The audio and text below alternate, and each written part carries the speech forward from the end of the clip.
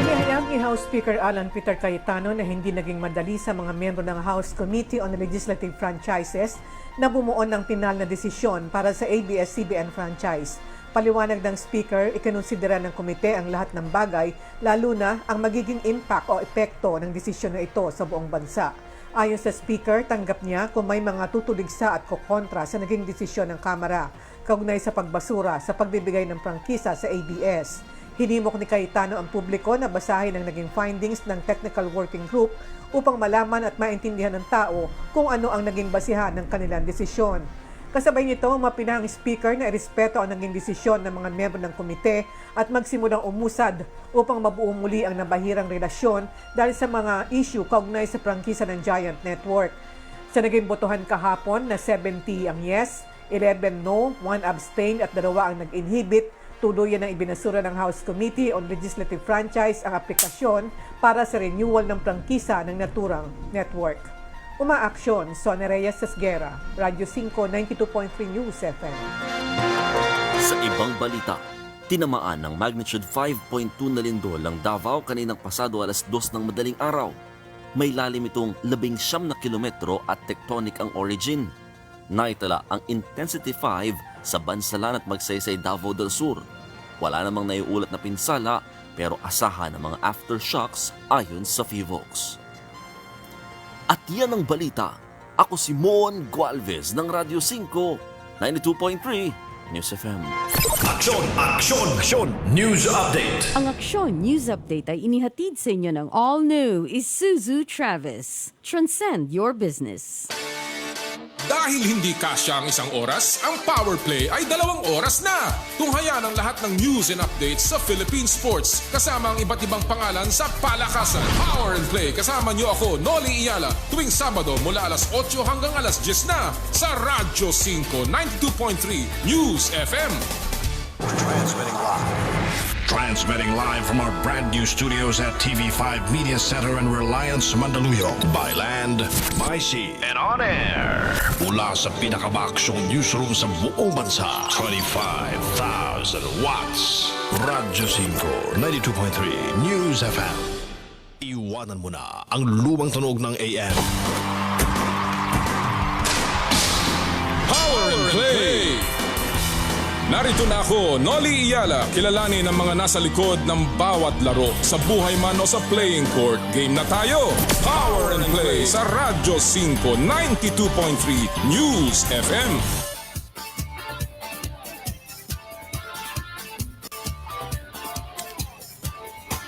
Habang nilalabanan po natin ang banta ng COVID-19, lumalaban na rin po ang mundo ng palakasan at dahan-dahan nang nagbubukas. At yan po mga magiging balitaan natin ngayong araw na ito, ang pagbabalik ng mga paborito ninyong mga liga. Ito po sa Power and Play. Magandang umaga po sa inyo lahat mga kapatid. Naku, 7-11, 11 ng Hulyo, taon pa rin ng pandemya. At kami po ay nagpapasalamat na makakasama namin kayo ngayong araw pong ito, ngayong umaga. Ang inyo pong paboritong kasama sa agahan, kasama sa paglalaba, kasama sa pagkukula. Magandang umaga po. Ako po si Noli Iyala at ito po ang Power and Play. Hatid sa inyo ng Big Boss Cement at ng Cherry Loom, ang yerong may aluminum.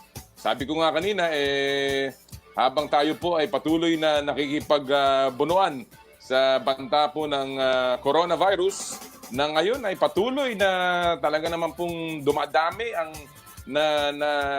nagkakaroon ng infection.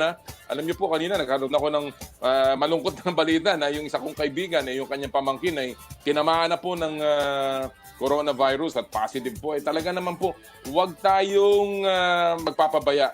Tuloy-tuloy po, lagi natin paalala yan, tuloy-tuloy po ang ating pag-iingat, ang ating pong pagsuot ng face mask, ang paggamit po ng alcohol o ng paghuhugas ng ating mga kamay, and of course, ang ating pong social distancing. Kahit po bumubukas ang ekonomiya, tayo po ay mag-observe pa rin ng social distancing. 6 feet apart, mga kapatid. Wag po, yung di po social distancing, magkakadikit. 6 feet apart, yan po sinasabi ng mga eksperto, para po tayo ay malayo sa pagkakahawa at tayo po hindi rin maging sanhi ng pagpasa ng coronavirus. sabi ko nga kanina, ang dami pong mga balita sa mundo ng sports. Nagbubukas na po ang NBA, of course. Dumating na ang mga players ng NBA doon po sa kanilang bubble facility na tinatawag na Walt Disney World doon po sa Orlando, Florida. Nakita na po natin yung mga litrato ng mga players na dumating, ang kanilang mga rooms sa hotels sa Walt Disney World. Doon po sila magpa-practice sa ESPN facility. At ika nga, may mga manlalaro din na hindi po nakabiyahe kasama ng kanilang mga kupunan. Pag-uusapan natin mamaya yan. Of course, alam po rin natin yung mga balita ng POC, PSC na minumungkahi po na magbukas na o payagan na ang mga Olympic hopefuls na mag-practice muli. Naku, talaga naman dapat.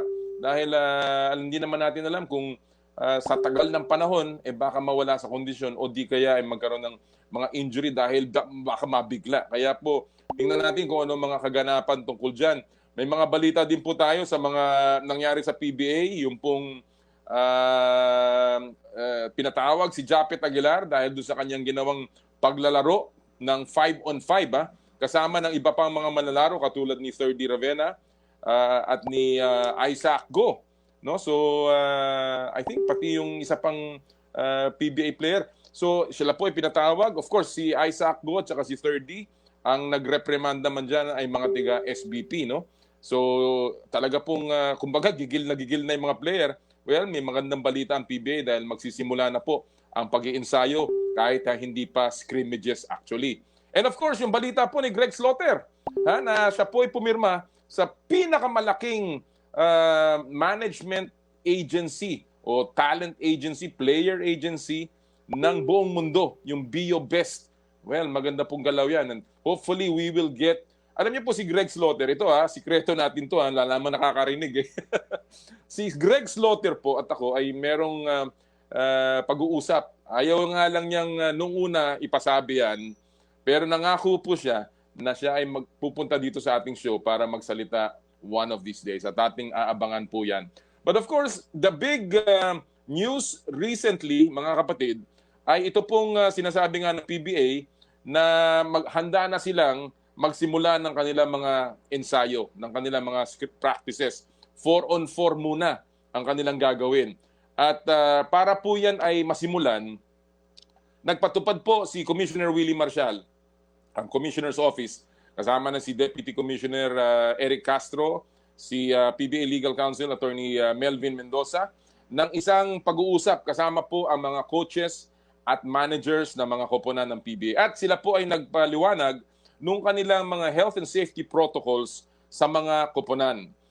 Among these, mga kaibigan, ay yung patuloy po na pagtitesta, yung pong pagkuha ng mga testing ng mga players at personnel ng PBA teams. No? Ang sabi po ng kanilang protocol, bago daw po magsimula yung ensayo, 3 days before, dapat magkaroon ng COVID-19 testing ang mga players po para malaman kung sino ang ikangaligtas at sino naman ang hindi dapat makihalo dyan sa mga practices na yan.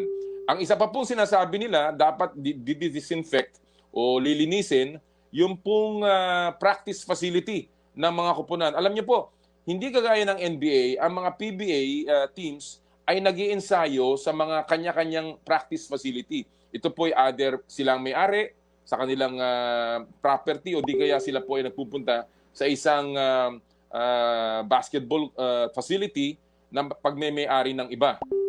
Medyo, ano po yan, maselan yung bagay na yan. Kaya po, sinasabi nila, dapat i-disinfect yung mga practice facility na yan. At meron po silang tinatawag na closed circuit system. Ito po yung sistema na kung saan ang mga players at lahat po nasasali dyan sa mga practices na yan ay ang pwedeng puntahan lamang ay yung bahay nila at yung practice facility. Bahay, practice facility, balik sa bahay. Yan po yung tinatawag nilang closed circuit. Ako po, personal, mahirap po yatang malaman kung talagang yan ay mapapatupad. Dahil alam naman po natin ang buhay dito sa Kalakang, Maynila. Ito po mga manlalarong ito, kahit papaano, hindi naman po ito para mga hari na sangkaterba ang ika nga pwedeng utusan at pwedeng sabihan ng ikaw na gumawa ng ibang bagay. Ito po mga player na to, karamihan po dyan, hindi po lahat, kailangan din pa pong lumabas at magpatupad ng kanilang mga pangangailangan sa bahay. Hindi ko po alam kung paano nila gagawin yan, but yan po isang bagay na talaga namang magiging maselan. At atin pong malalaman yan sa mga susunod na araw. Of course, patuloy po ang testing ng PBA kahit po nag-iensayo na. Tayo po'y sumusuporta dyan at sana nga matuloy na yan para po mabuksan na ang PBA. Pero ang ating pupulsuhan ngayon, para din po sa inyong lahat at konektado po dito sa ating pinag-uusapan, kumpiyansa ba ho kayo sa bahay, venue, bahay, o di kaya ang tinatawag nilang closed circuit system ng PBA para ibalik ang season po ng professional league. Again, pupulsuhan po natin, kumpiyansa ba kayo, mga kapatid, sa bahay, venue, bahay o ang closed circuit system ng PBA para ibalik ang kanilang season, ito pong naantalang season ng 2020. Kung gusto niyo po makilahok sa ating talakayan, mag-text lamang sa ating hotline 0949-691-4956. Again, 0949-691-4956 at di kaya mag-post po sa aming Facebook page, Power and Play with Noli Iyala o yung Radyo 5 92.3 News FM. Mamaya po, babasahin natin ang inyo pong mga pulso. Siya nga pala, last week, sinimulan na po natin yung ating Power and Play Padjak. Patuloy po yan, hindi po tayo nagtatapos dahil lamang sa namigay na tayo. Meron na po tayo na pagbigyan na dalawang recipient, si Alex Dulva at si Delphine Lacsinto. Ngayon po, itong ating proyekto, Padjak para sa Pagbangon, Bisikleta, Alay sa Inyo. Ito po ang aming Give Back Project sa Power and Play. Tuloy-tuloy po yan. Para po makilahok, napakadali po. I-like lamang ang aming Facebook page. I-subscribe lang po ninyo at i-like yung Noli Iyala YouTube channel. At sagutin lamang po itong mga katanungang ito. Ang katanungan lang po namin bakit po kayo deserving na makakuha ng bisikleta mula sa Power and Play ngayon pong panahon ng pandemya? Ganun po kasimple At ilagay rin po ninyo kung sino yung sports idol. Lagyan po nyo ng hashtag Power and Play Padjak. Ito pong promotion namin tuloy-tuloy na sinusuporta ng napakaraming mga generous donors ng bisikleta. Mamaya babanggitin po namin na silang lahat. Napakalaking pasasalamat po namin sa kanila. Yan po yung ibang nanalo sa atin. Yan po si isa pong bulag na si Delphine Lacsinto na nagsumulat para po magkaroon ng bisikleta ang kanyang misis. Ayan, nagkaroon na nga po sila. At yung isa po ay si Alex Dulva naman, na siya naman po isang security guard na natutulog na po siya dyan sa may Memorial Park dahil hindi siya makauwi. Ngayon po, finally, makakauwi na uli siya sa kanyang pamilya. So kami po ay nagpapasalamat sa inyong lahat, sa inyong pagtulong po dito po sa ating programang Padjak para sa Pagbangon, Bisikleta, Alay sa Iyo. Alright, so mamaya po, babanggitin natin yung ating second set of recipients sa katapusan po ng ating show mamaya sa ating second hour. Again, tuloy-tuloy po yan, basta mag-post lang kayo at magiging available po sa inyong lahat yan. Alright, at this point mga kaibigan, I think handa na tayo para sa ating unang kakausapin ngayong pong araw na to. By the way, gusto ko lang batiin ng isang happy birthday ang aking kaibigan sa Ateneo, si Lia Nonas. Happy birthday sa iyo, partner. I'd like to say hello also kay Mayor Amben Amante ng San Pablo City. Alright, at this point, mga kaibigan, gusto nating ipasok na ang ating unang kakapanayamin ngayong umaga pong ito. Ang ating pinag-uusapan natin yung NBA beat na kung saan nagsisimula na po ang NBA at ating pong makakasama, of course, ang eksperto at ang ating laging paborito sa NBA. Walang iba kundi si Homer Saison ng Spin.ph live from Chicago. Magandang umaga, Homer! Good morning dyan, Commissioner. Just so, before ako magsimula, I just want to let you know and yung mga listeners natin na I already filed a case for unintentional infliction of emotional distress sa barbero ko. He murdered my haircut ulit. Bakit maganda naman? Ako nga, ayoko magpakita. Umaba na ulit yung buhok ko dahil alam mo, natatakot ako dito dahil all of a sudden, tumataas na naman ang cases. So, medyo sabi ko doon sa aking barbero, magpatingin ka muna bago ako magpagupit ulit. Ha? But hey, by the way, Homer, belated happy birthday. Thank you. I posted a post on Twitter to greet you and really sincerely from all of us here in Power and Play, happy birthday, Homer. At Twitter, Commissioner, me and my 82 followers who are so ecstatic that you greeted me. Anyway, All right, good morning. let's go to the actual case in point dito. Alam nyo, pinag-uusapan natin kanina dito, Homer, is of course the NBA restart. Nagdatingan na ang mga manlalaro. We've seen pictures of Troy Daniels showing his dinner na medyo dismayado siya. Although si Demary Carroll naman this morning posted, sabi niya, well, this is where I come from, this is already super cooking, no? Nakita na rin natin yung mga litrato nila Pat Beverly showing their rooms. We've seen Toby and Bobby Show coming back. You know, in other words, ang tanong ko, what is the sense that you get from the players now that they've started arriving dito sa Orlando? Commissioner, I think the word is cautious optimism. Kasi in Florida, it's a nagiging heart ng pandemic nitong Florida. It is a hotspot.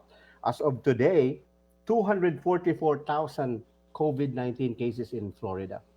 And as of today alone, which is a second largest in a one-day record, 11,433 cases. Ang dami. And then, you see, here's the problem kasi, Commissioner. The NBA bubble is very secure. Talagang maganda. It's, the NBA has hired the best doctors, the best epidemiologists to make sure na yung protected yung bubble. The problem is there are so many variables. Number one, yung mga empleyado kasi ng Disney World Resort, they are not under the same stringent protocols kasi union nga sila, as I have previously said. So they can come in and out as they please. Secondly, the players. Alam mo naman yung mga players, Commissioner, these are 20-year-old, some of them 30-year-old players. How do you really guarantee? Kasi wala namang, the NBA doesn't really have a legal enforcement teeth to say na hindi ka makalabas, bawal na lumabas ka sa hotel. Alam mo naman itong mga player na to, some of them have more than 2 loved ones. So talagang lumalabas yan. So that's the problem, the exposure. The exposure, and then ito nga, I think even 2 days ago, si Commissioner Adam Silver even admitted na if there are a certain number of positive tests, I guess they would have to shut it down again. So actually, yun ang gusto kong sabihin, no, o tanungin sa iyo, because even the Major League Soccer diyan sa US, no, yung isang team has been pulled out. I think it is Dallas or something like that. Na buong a good number of the players tested positive and they just pulled out the entire team, no? Yung Major League Soccer. Now we're seeing in the NBA that from what I read, and I don't know if this has been updated, 25 players have already tested positive from in the testing ng NBA out of the 351, and there are also team 32. And then you have team personnel that have already tested positive. You said, yun nga, yung kaso sa Florida, pataas ng pataas. It has become a hotbed of the virus. That all that apprehension, and Commissioner Adam Silver said we might have a hole in the bubble. Now, are you confident na kahit papaano with the cases rising, the NBA restart is still secure? It is secure. I mean, it is designed to be secure. Yun na nga ang problema. There are things that are beyond the NBA's control, like the outside, yun na nga, empleyado ng Disney Resort, which they don't control. The people that clean those hotel rooms. You mentioned na nagpakita nga ng hotel rooms. The people that bring room service, they are not under the same protocols as the NBA kasi yung mga players, they can be tested every day. So yun ang problema. Yun ang worry. Oo, yun ang worry. The latest ngayon, Commissioner, just before I went on air, is this.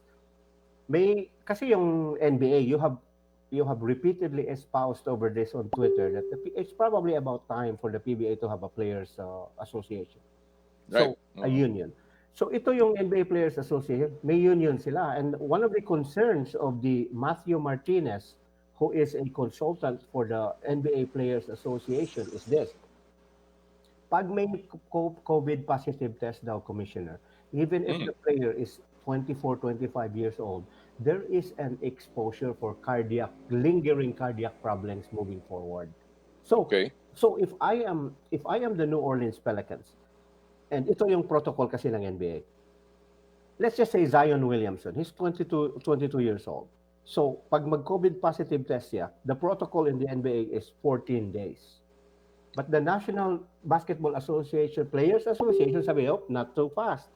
Although 14 days ang sabi ng NBA, we don't necessarily agree kasi even after the 14 days, we have to check the lung capacity of the player to make sure. Kasi pag ang player daw, kahit healthy, Commissioner, when you have a virus in your body, even though you have no symptoms and you continue to do physical exertion, it would hurt your lung capacity moving forward.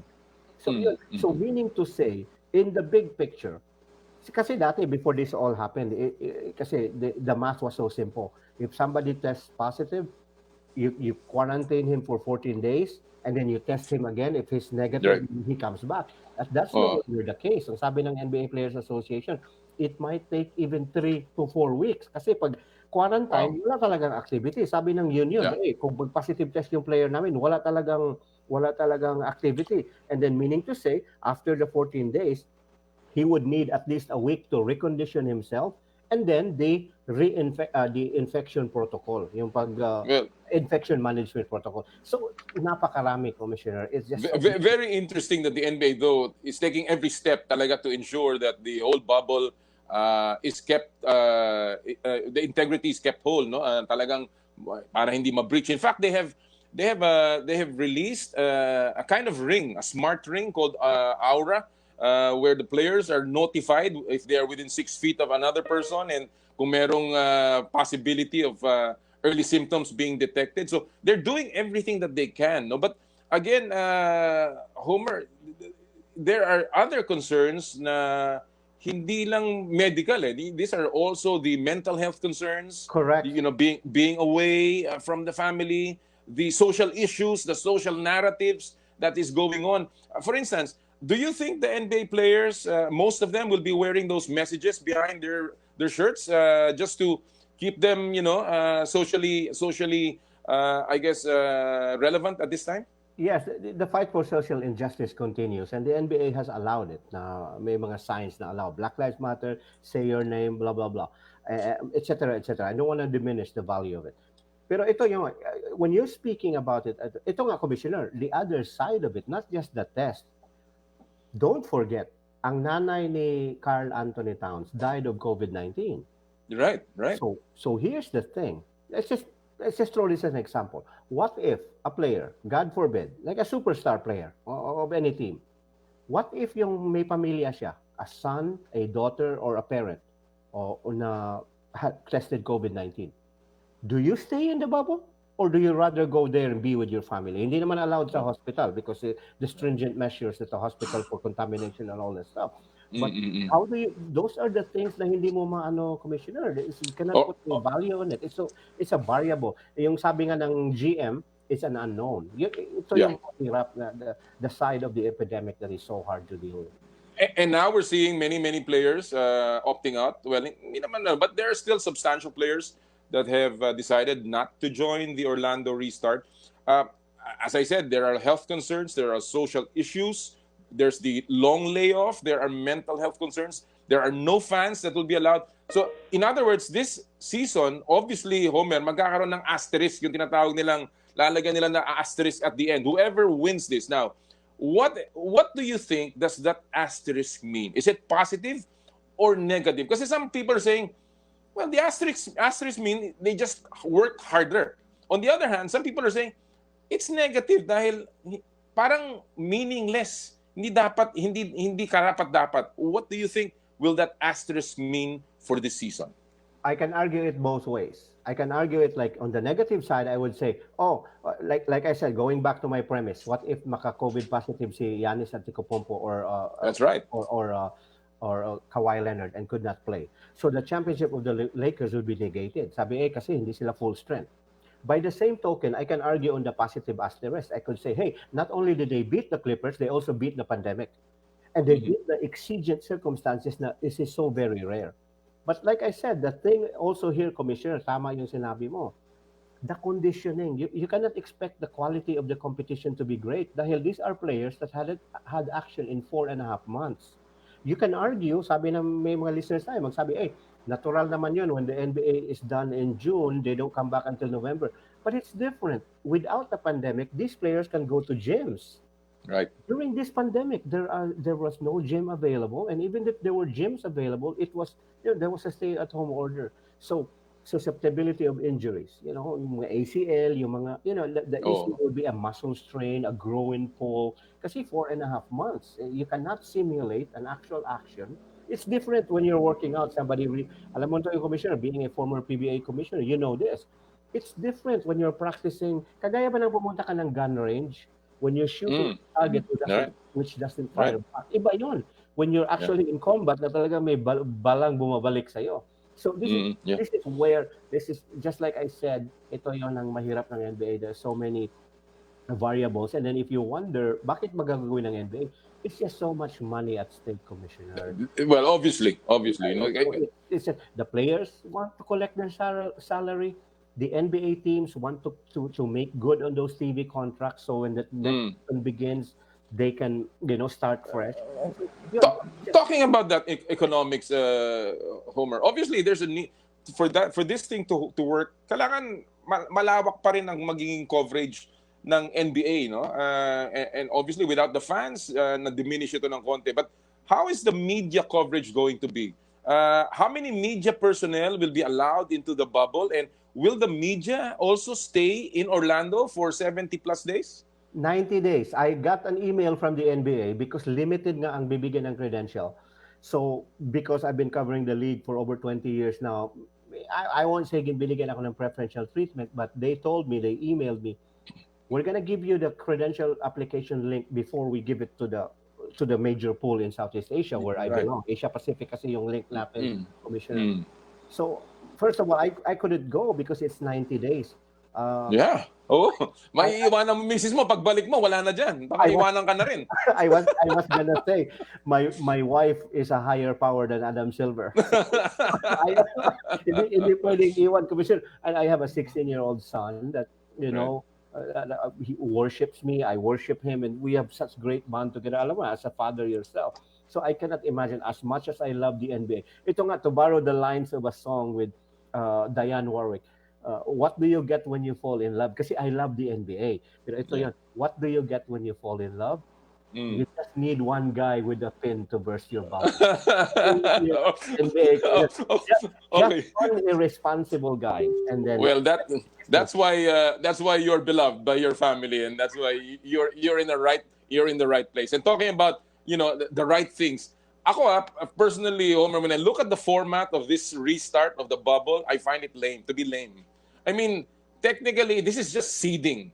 And at the end of the day, it's really, I don't know why there are 22 teams. Well, I know because of the economics of it and everything. But at the end of the day, if you talk about basketball-wise lang, it doesn't make sense to bring everybody there because at the end of the day, the seeds are almost set. Totoo. I agree. I mean, if you remember the last time I was in your program a couple of weeks ago, I even advocated for the 16 teams and go for the playoffs right away. Because what's the point? Pero it is dictated by the economics. It is dictated by the business. Ito nga, tingnan mo, if you want to find more implicit proof of that is, ito nga yung mga teams na tinatawag nyo ng Delete 8, yung hindi nakasali. The NBA even wanted to placate them and say, hey, you can have your own bubble in Chicago. Para just to make sure na you can also get into the fun and all that stuff, economics wise and everything else. Pero you're right, para sa akin, Commissioner, it should have been just 16 teams and then go to the playoffs right away. Kasi what's the point if you are, for instance, the Sacramento Kings or the New Orleans Pelicans, you're 4.5 games behind with 8 games to play in the regular season. I mean, ito talaga, the math is so distorted. Pero ito na nga. Itong si Zion Williamson is a economic powerhouse. People want to watch him, ratings and all that stuff. Kasi walang game. So I agree with you. Pero it's dictated by the economics. there are a couple of players that are missing, but there are also a few players that are coming in. One of them, of course, is J.R. Smith. Yun yung pinag-uusapan, no, na addition to the LA Lakers dahil nga nawala si Avery Bradley. How much do you think will JR be able to contribute to the Los Angeles Lakers? And do you think that this is a positive move para sa Lakers? I was surprised. I wrote a column at Spin.ph 2 weeks ago. I thought they would get Jamal Crawford. Jamal Crawford went to the Brooklyn Nets. And I do not see, I find it hard to reconcile. Yeah, matanda na daw si Jamal Crawford. J.R. Smith's not young either. And if I were to compare both, they don't play defense. Make no mistake about it, Commissioner. They didn't hire him for defensive purposes. So if you're going to hire somebody for offensive purposes to score, why not Jamal Crawford? He can, number one, he can create his own shot. He has great basketball IQ. I've covered him when he played with the Bulls. Itong si J.R. Smith, he could hardly pass a driver license test. So, At saka, minimum minutes lang naman yung mga yan, di ba? Yes, they are. So, like I said, I'd rather go Jamal Crawford, a pure scorer. Pero you never know the backstory behind. Friends with LeBron, blah blah blah. Yeah. He had shown some physical agility itong si during the pandemic na may binugbog siyang tao sa, No, but do you think that JR will contribute, Homer? Will he be able to? Kaya makakatulog ba kay LeBron? Yeah, he can because he's a spot-up shooter. Here's the thing about J.R. Smith. He has made a living. Yung calling card niya is not J.R. Smith. It's a spot-up shooter. Ang nakasabi ng calling card niya. And that's what you need if you're the Lakers, because you would have LeBron and Anthony Davis. When they go down low, they're going to be the defense is going to shrink and suffocate the paint. So it'd be a perfect opportunity for J.R. Smith. But like you said, on limited minutes. He cannot be a starter. Well, okay, before I end, and before, I want to move into one particular topic, just a question that I wanted to ask you. Greg Slaughter, nagkaroon siya ng balita na he has signed up with BO Best, one of the biggest player agencies in the world. What do you hear about this? What do you know about BO Best? And lastly, do you think that Greg is on the way to playing abroad as well? First of all, he's 32 years old. I mean, I love Greg Slaughter. I wrote a column about him na sabi ko, the PBA will move on without him, but it would be better with him. Ito, sinabi ko, sabi nga ni there's an old saying, I like to cook, Commissioner, and there's an old saying that says, a good sauce cannot save a bad noodle. So I don't That's care. right. I do not care how good your representation is. It's still the product. Kasi ako, Commissioner, if I were to go to a modeling agency and I be represented by Vogue, it still won't matter because I'm still ugly. Who's gonna pick me up? Ikaw naman, no? I'm just being true here. So even if he's represented by the best agent in that part of the world, Eurobasket, he's still 32. And as far as I know, Greg Slaughter still cannot run 8 seconds in a 100-meter sprint. So the speed, the agility is not there. Pero Filipino tayo, and I support him. But, the people are just making a big deal out of this. It's not a big deal. He's still 32. So, Kung magaling talaga si Greg Slaughter, he'd be dominating the PBA, right? And he never even given him a deal that he couldn't turn down. Well, it'd be interesting how that pans out. I guess my final question to you, Homer, is that at this time, the way I see it sa NBA, the best overall record on the road may just win it dahil they're all playing on the road except for Orlando actually, technically. So ako kagaya ko, wala na, nag-give up na ako sa Philadelphia ko dahil we have the worst road record in the NBA among the top teams, no? So who do you think will win it all? The Lakers. I hate to say this. I want to punch myself when I say this. But you know why, Commissioner? During the pandemic, when everybody couldn't practice, only the Lakers did practice. Alam mo bakit, Commissioner? Bakit?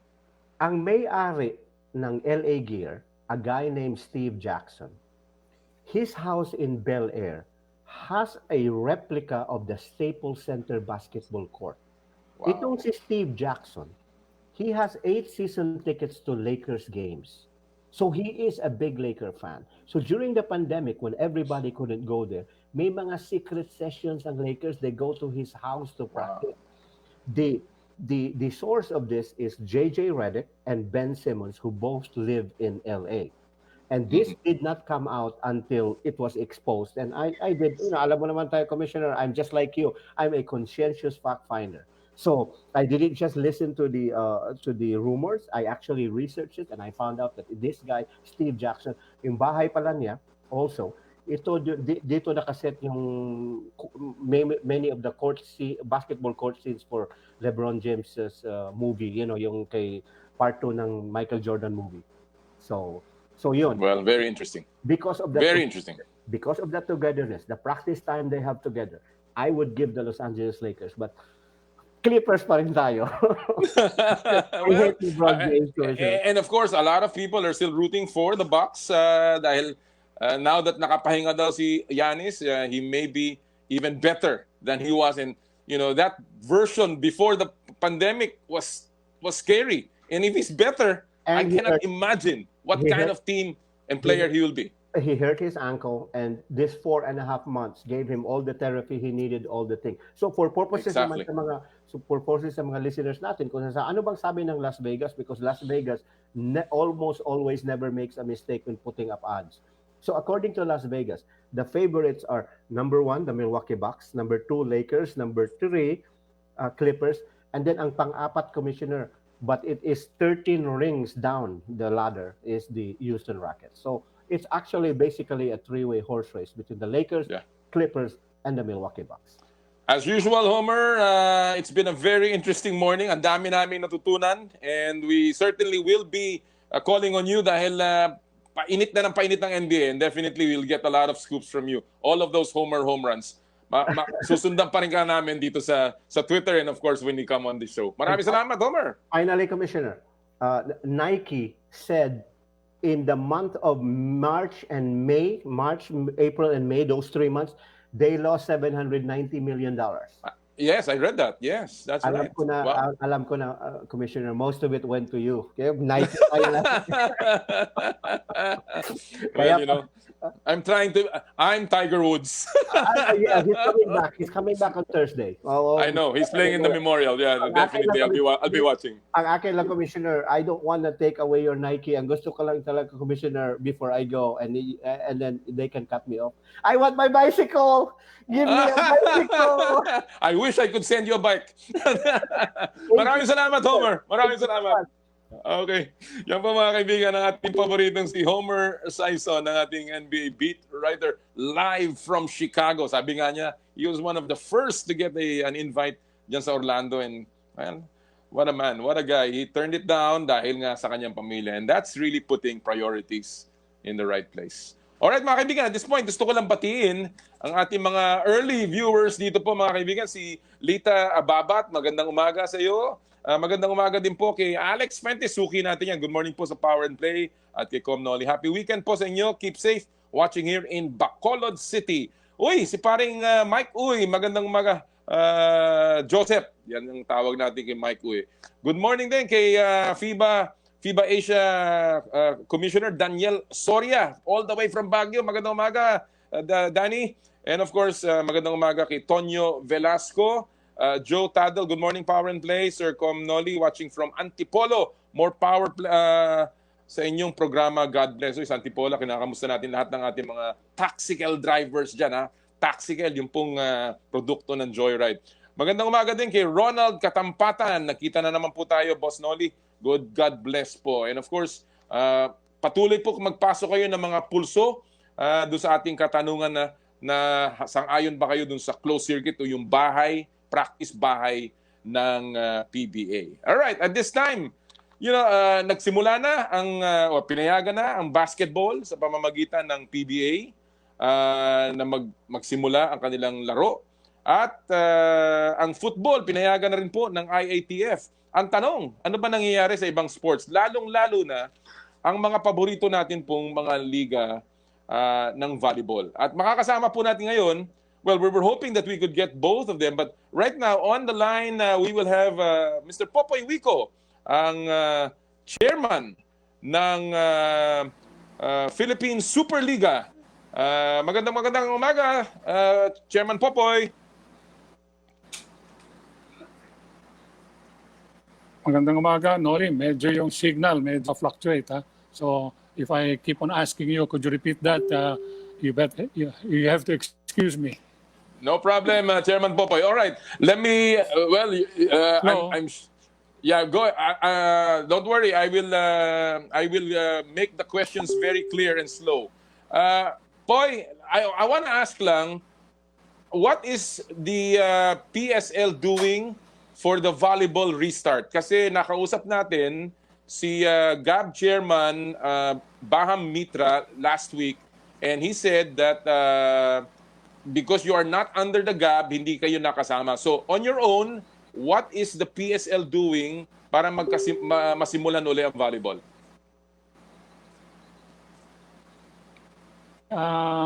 You will recall several weeks ago, I think almost 2 months ago, I on my own convened a group so that we could come up with a position to be presented to the IATF, to the GAB, to the PSC, and to the POs, together with 6 other NSAs.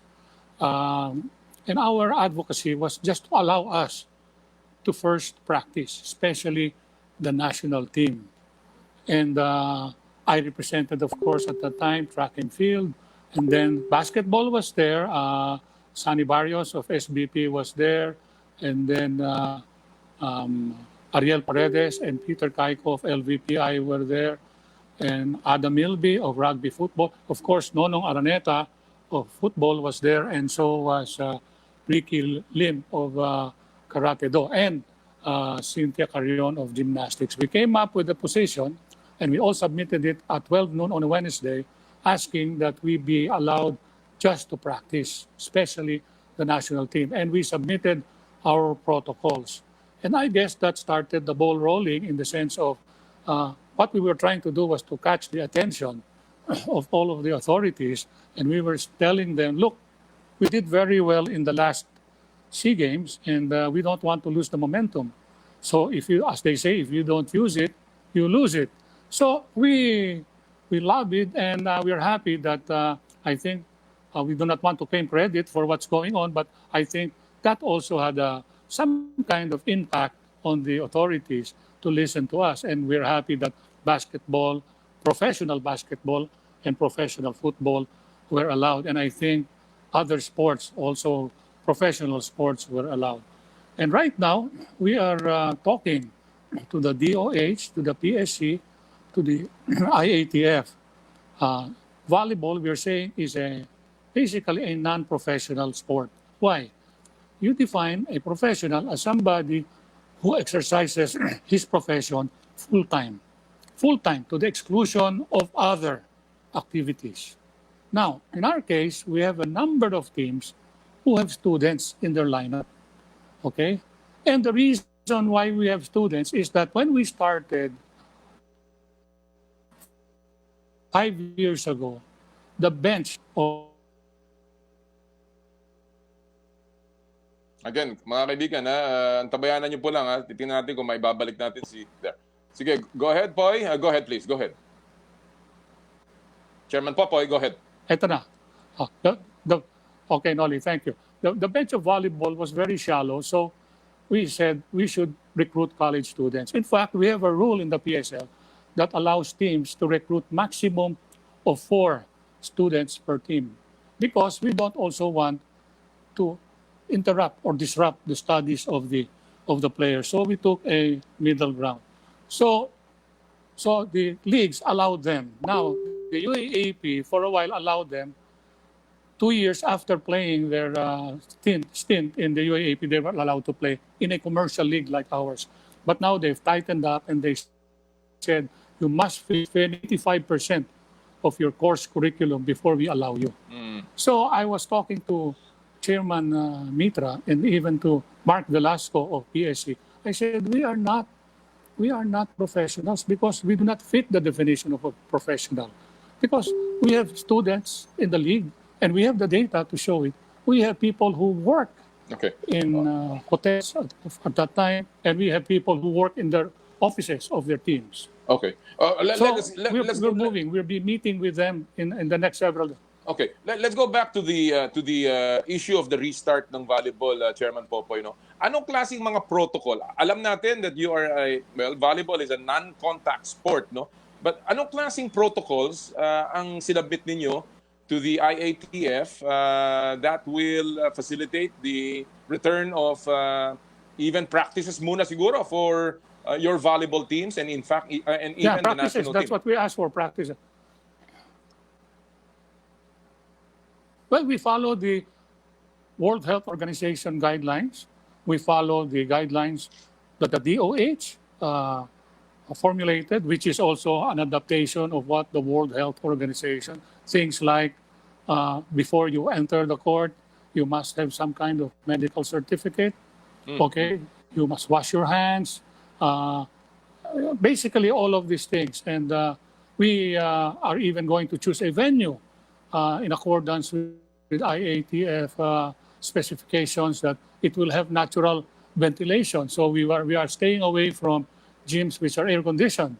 We will limit the number of players during practice sessions, maybe 2 or 3 shifts, six at a time.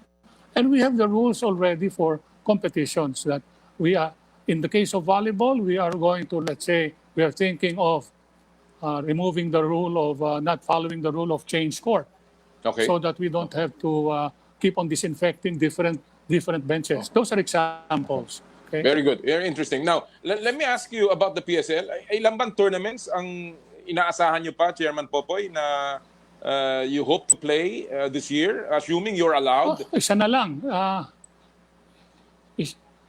Yeah, assuming we're allowed, we can start in September because the teams need at least 2 months of conditioning. So we're looking at Okay. September. Okay, of course, it will be held in a non-air conditioned venue. No crowds will be allowed, so it will be closed doors. Okay, so that will last up to December. In the meantime, Chairman Popoy, obviously a lot If we don't have a lot of teams have been affected by this pandemic, and we're talking about basketball teams, football. Yung isang football team, Ceres FC, has already sold its team. How is the PSL helping its teams cope with the costs of of maintaining teams? Meron ba kayong mga rules about cutting salaries, etc., etc.? Yes. No, it's not a rule. It came from the teams themselves. We called a meeting of the teams. We asked them to come up with their own policies, although we agreed on a 50% salary cut for all players, and the players 50%, agreed. okay. And provided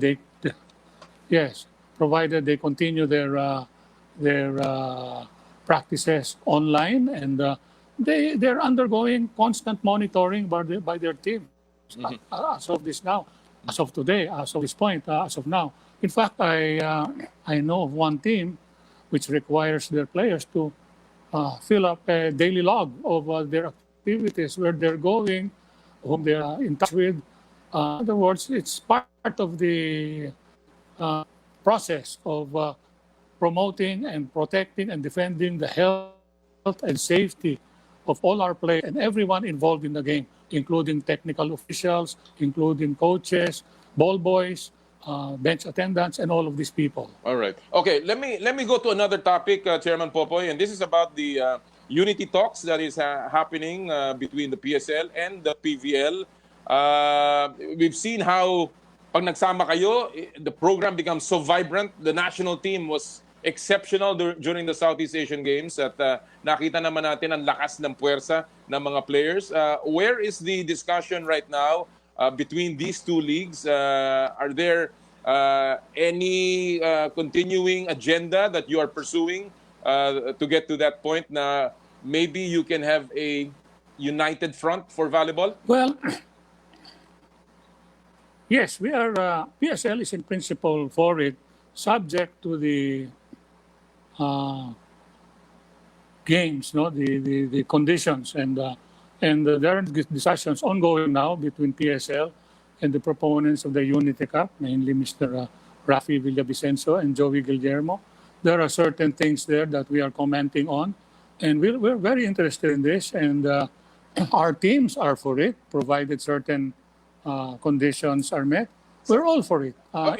In other words, In fact, in if terms it of pushes through this September, in terms of the united discussion or the unity talks, are you batting for separate tournaments for each one of you, and then meron lang kayong battle of champions, or are you looking at an integrated tournament or a conference where you all come together and play each other? yeah, yes, that is my own and the PSL's own perspective. No, that we play and then we come up with what we call probably best way to call it is a national championship that is sanctioned by the NSA concerned. Interesting. And we're for that.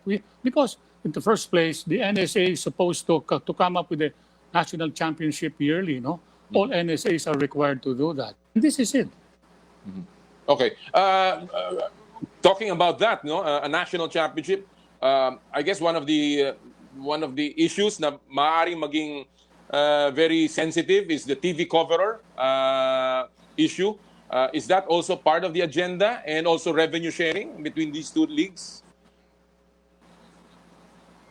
Yes, that is part of the agenda, but there is nothing really definite, and it's something that really has to be discussed very fully because there are recent developments, and we have to factor that into the discussion, no? And very recent developments, and we want to see how this will impact this Unity Cup, and in fact, sports in general and the PL. Okay. Let me put on your other hat, Chairman Popoy. You are the president of PATAFA, of course, and alam natin that one of our athletes is going to the Olympics, si EJ Obiena, and there is now a move for the Olympic athletes to retrain. Alam natin, Obiena is training in Italy. What is the latest on continues EJ? to train. Or what is the latest on EJ? And we understand there are other athletes who may still qualify for the Olympics. Yes, they have an outside chance, like Christina Knott in the 200 meters, and William Morrison in the shot put, and of course Eric Ray in the 400-meter hurdle. So that's why we have asked the PSC to continue to finance the coaching of these athletes, because it would be a waste if we all of a sudden terminate coaches because of the cost-cutting measures that have been forced by this pandemic. Now, because we've invested a lot on them, and they did very well in the SEA Games, and they're leveling up. So it's just right that we give them all of the chances to either make or break. They're continuing for as long as, given the conditions that they have. Christina is in Florida, which is, of course, one of the hotbeds of the pandemic in the United States. Eric is training in Texas, in El Paso, which is another area that is hard hit by the pandemic. And William Morrison is training in Iowa, and Natalie Uy is training in Ohio. And of course, EJ is training in Formia, Italy, which was also one of the epicenters several months ago. Well, Chairman Popoy, we certainly hope that EJ is able to get that height that he's running after and going after, and we certainly hope that we can get another medal once again in the Olympics behind the PATAFA. Of course, we're hoping volleyball will restart, and finally, we certainly hope that this unity talks will finally come to a very good conclusion para sa Philippine volleyball. Chairman Popoy, marami po salamat. We're hoping and praying for that. Maraming salamat, Noli. Mabuhay ka. Stay safe, Popoy. Stay safe. Yan po mga kaibigan, si Chairman Popoy Wico ng Philippine Superliga, and of course, he is also the president ng Philippine Track and Field Association. Talagang ang dami pong nangyayari dyan sa larangan na yan, at ating pong inaantabayanan ang mga developments na yan. Lalong-lalo na yung Unity Talks. Ako, I've always been for that. I believe that leagues, we need to put together our resources wherein we can put together the best players in one league para po lalo pang gumanda, lalo pang lumakas ang isang sport. And I think they're on the right track. Wag lang silang magiging sakim sa mga gusto nila. Maraming mga sensitive issues dyan, yung TV coveror, yung pong issue ng hatian ng revenue, yung pong kung ano magiging format, yan dapat talagang masusing pag-aralan. Alright, at this point, before I bring in our next guest, gusto ko ulit paalala sa inyo meron po tayo patuloy na power and play pa Jack. Mamaya babanggitin natin yung mga nanalo ng, hindi nanalo, hindi po to pa contest, yung ating pong bibigyan ulit ng another set of bikes or bisikleta para po doon sa ating programa. Ngayon pong panahon ng pandemya, paraan po namin para makapagbigay sa ating mga kababayan na nangangailangan. At this point, mga kaibigan, isa sa mga mainit na pinag-uusapan, of course, ang hindi lamang yung pagbabalik ng PBA, kung hindi, ang patungkol po sa mga national team concerns. Maraming lumabas na balita tungkol sa ginagawa din ng SBP. Hindi lamang po sa programa, pero kung hindi dun sa pagdidisiplina ng mga ating mga kasama sa national team program. At ngayon po makakasama natin ang ating kaibigan and of course the current executive director ng Samahang Basketball ng Pilipinas, of course a former PBA commissioner, walang iba kundi si Edie Com Sani Barrios. Magandang umaga, Com Sani. Magandang umaga, Com Noli. Ako kailangan nating patuloy na maging active. I hope you're staying safe, Com Sani. Ito, bumabata. Dapat lang. No, but I hope you're not going out at hindi ka nagpapa-expose. Alam mo naman yung mga itong virus na to. Sabi nila yung sa edad ko, pag sinabing bumabata, ibig daw sabihin nun, second childhood. Well, sa mga panayam mo, Com Sani, mukhang hindi dahil talaga naman napaka-sharp pa rin. Let me just ask you a little bit tungkol dun sa just your opinion, no, yung PBA restart. Paano naman yung mga alam natin na ang PBA restart na nagsimula na, do you agree with the protocols being a former commissioner na ginagawa ni Com Willie? I'd like to think they are doing the best they can, Com. Hindi ko frankly, I don't have a copy of the detail of program that they have, no? Pero sa nadidinig ko, pati pronouncement ni Com Noli, ni Com Willie natin, hinigpitan nilang mabuti yung protocols, no? Ganun din yung Chooks to Go 3x3. That's right.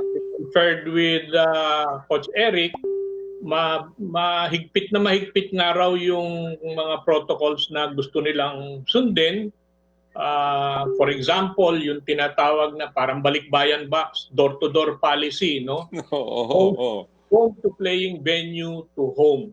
Walang detour, walang stopover, etc. Importante yon kasi kung nabalitaan natin yung kay Djokovic na nagte-tennis, sabi ko, paano naman nagka-COVID yung mga yun? Magkalayo, no? Nagpapaluan across the court. Ang sabi sa akin, Sir, hindi sa tennis court nagkahawahan yun. After the laro, nagso-socialize, binabiolate ang physical distancing. Kaya nagka-COVID sila. So yun yung isa sa mga kailangang iwasan sa mga protocol. Talking about that, alam naman natin na ang PBA magsisimula na ng kanilang practices. Sabi mo nga, pati yung 3x3, at least kahit paano nadamay. Paano naman po yung ating national teams? Ano ang latest? Ang national team ba ay magkakaroon ng green light also to conduct their own practices, Com Sani? Well, right now, ang status, si President Al Panlilio will call a meeting with Program Director Pat Baldwin and ourselves, no? Kami nila Butch Antonio, who is our Deputy ED and Director for Operations, to discuss how to move forward the national team program. Mm-hmm. Mm-hmm. So right now, there is still in limbo pa yung national team. Wala naman urgency, in other words. Correct, wala pa. Although merong naka-tentative na yung window na tinatawag ko no, sa November, Korea and Thailand, those are away games, meaning kailangan pumunta tayo sa Korea at pumunta tayo sa Thailand. So itong basketball natin, dalawa yung importanteng sunurin natin. One is yung guidelines ng FIBA tungkol sa return to basketball, and the other one is yung regulasyon ng ating gobyerno, ng mga authorities natin, no? Yan yung medyo konting what's the term, medyo sensitive. For example, kung halimbawang may pa-tournament na si FIBA, pero yung ating government regulations will not allow us to, one, practice, and two, travel abroad to compete, then may konting dilemma doon, ano, kumbaga. Kailangan magtama yung dalawa eh. Ko-comply tayo sa IF natin, ko-comply din siyempre tayo sa regulasyon ng otoridad. And so, anong ginagawa ng SBP tungkol dyan, Comsani? Are you informing constantly ang FIBA Asia na ito ang aming patakaran dito sa aming bansa eh. So medyo mahirap pa sa amin itong window na ito, or are we already just hoping na lalo pang lumuwag ang ating mga restrictions and hopefully tayo ay maka-participate pa rin? Ano ang planning ninyo dyan, Comsani? Yeah, well, we are very much in touch with FIBA, no? Both FIBA Geneva at saka yung sa zone natin, FIBA Asia.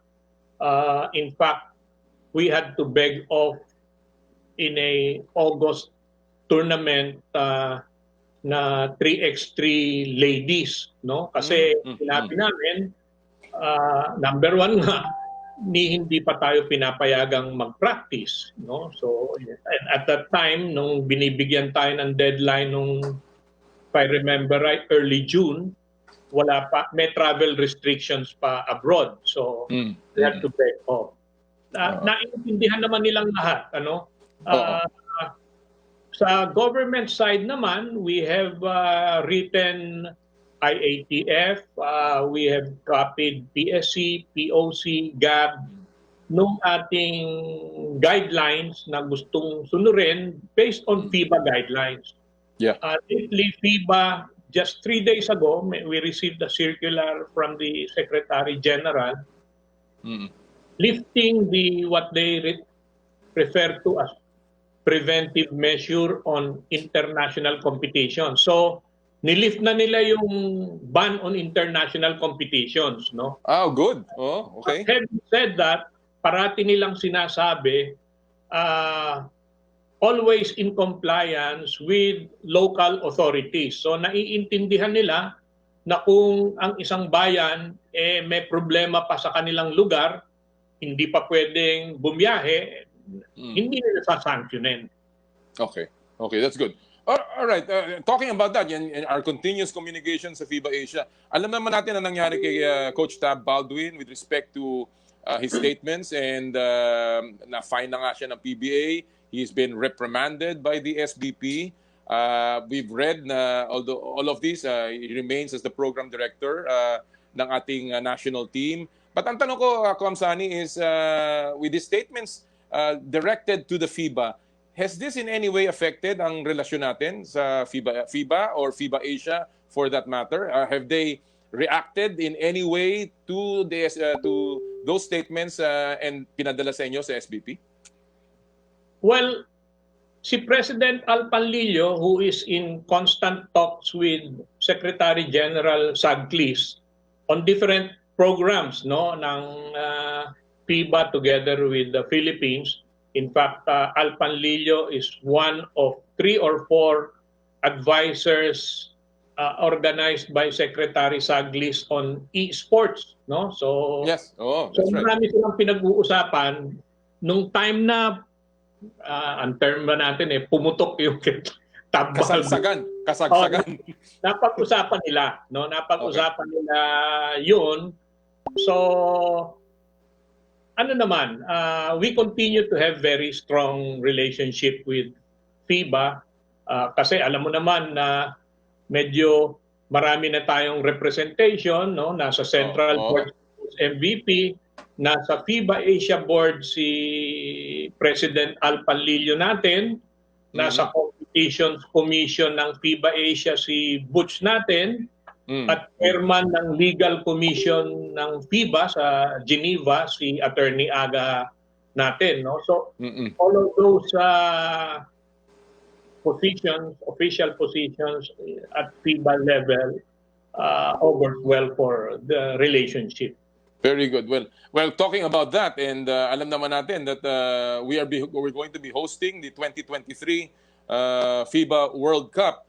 I know, hindi ko pwede sabihin it's too early because all of a sudden, yung 2023, nandyan na yan, Komsani. No? So, what are the next important milestone dates para sa inyo sa SBP? I know that you're already very busy. May nakabasa ako about even yung marketing, yung mga logos, pinaghahandaan nyo na. But in terms of your preparations, what are the most next important milestone dates para sa SBP, Komsani? Nabanggit mo yan 2023. Ang totoo niyan, in spite of the lockdown, nako, super busy dyan simply because yung FIBA, mayat-maya, naka-videocon tayo with them. In-appoint nila si Mr. David Cracker, who is the Zone Executive Director for Oceania. Ang daming posisyon nun eh. Zone Executive Director ng Oceania. Siya rin yung head ng FIBA Singapore office at ngayon siya yung 2023 Executive Director or point person ng FIBA for 2023. So parati kaming nagvi-videocon, tayo naman upon the instructions of Mr. Pangilinan, we have a regular conference with our partners, Japan and Indonesia. On our own, hindi kasama FIBA, no? Just for bonding purposes and getting to know each other and brainstorming, no? So, yun ang nangyayari. Mga logo like you mentioned, na nagkaroon ng mga studies dyan, nag-pitch several international agencies. To make a long story short, may napili na. Siyempre, hindi pa natin marireveal, no? May napili yung apat na, yung tatlong co-host at ang FIBA, may napili ng logo, event logo for 2023. Pinapalis lang ng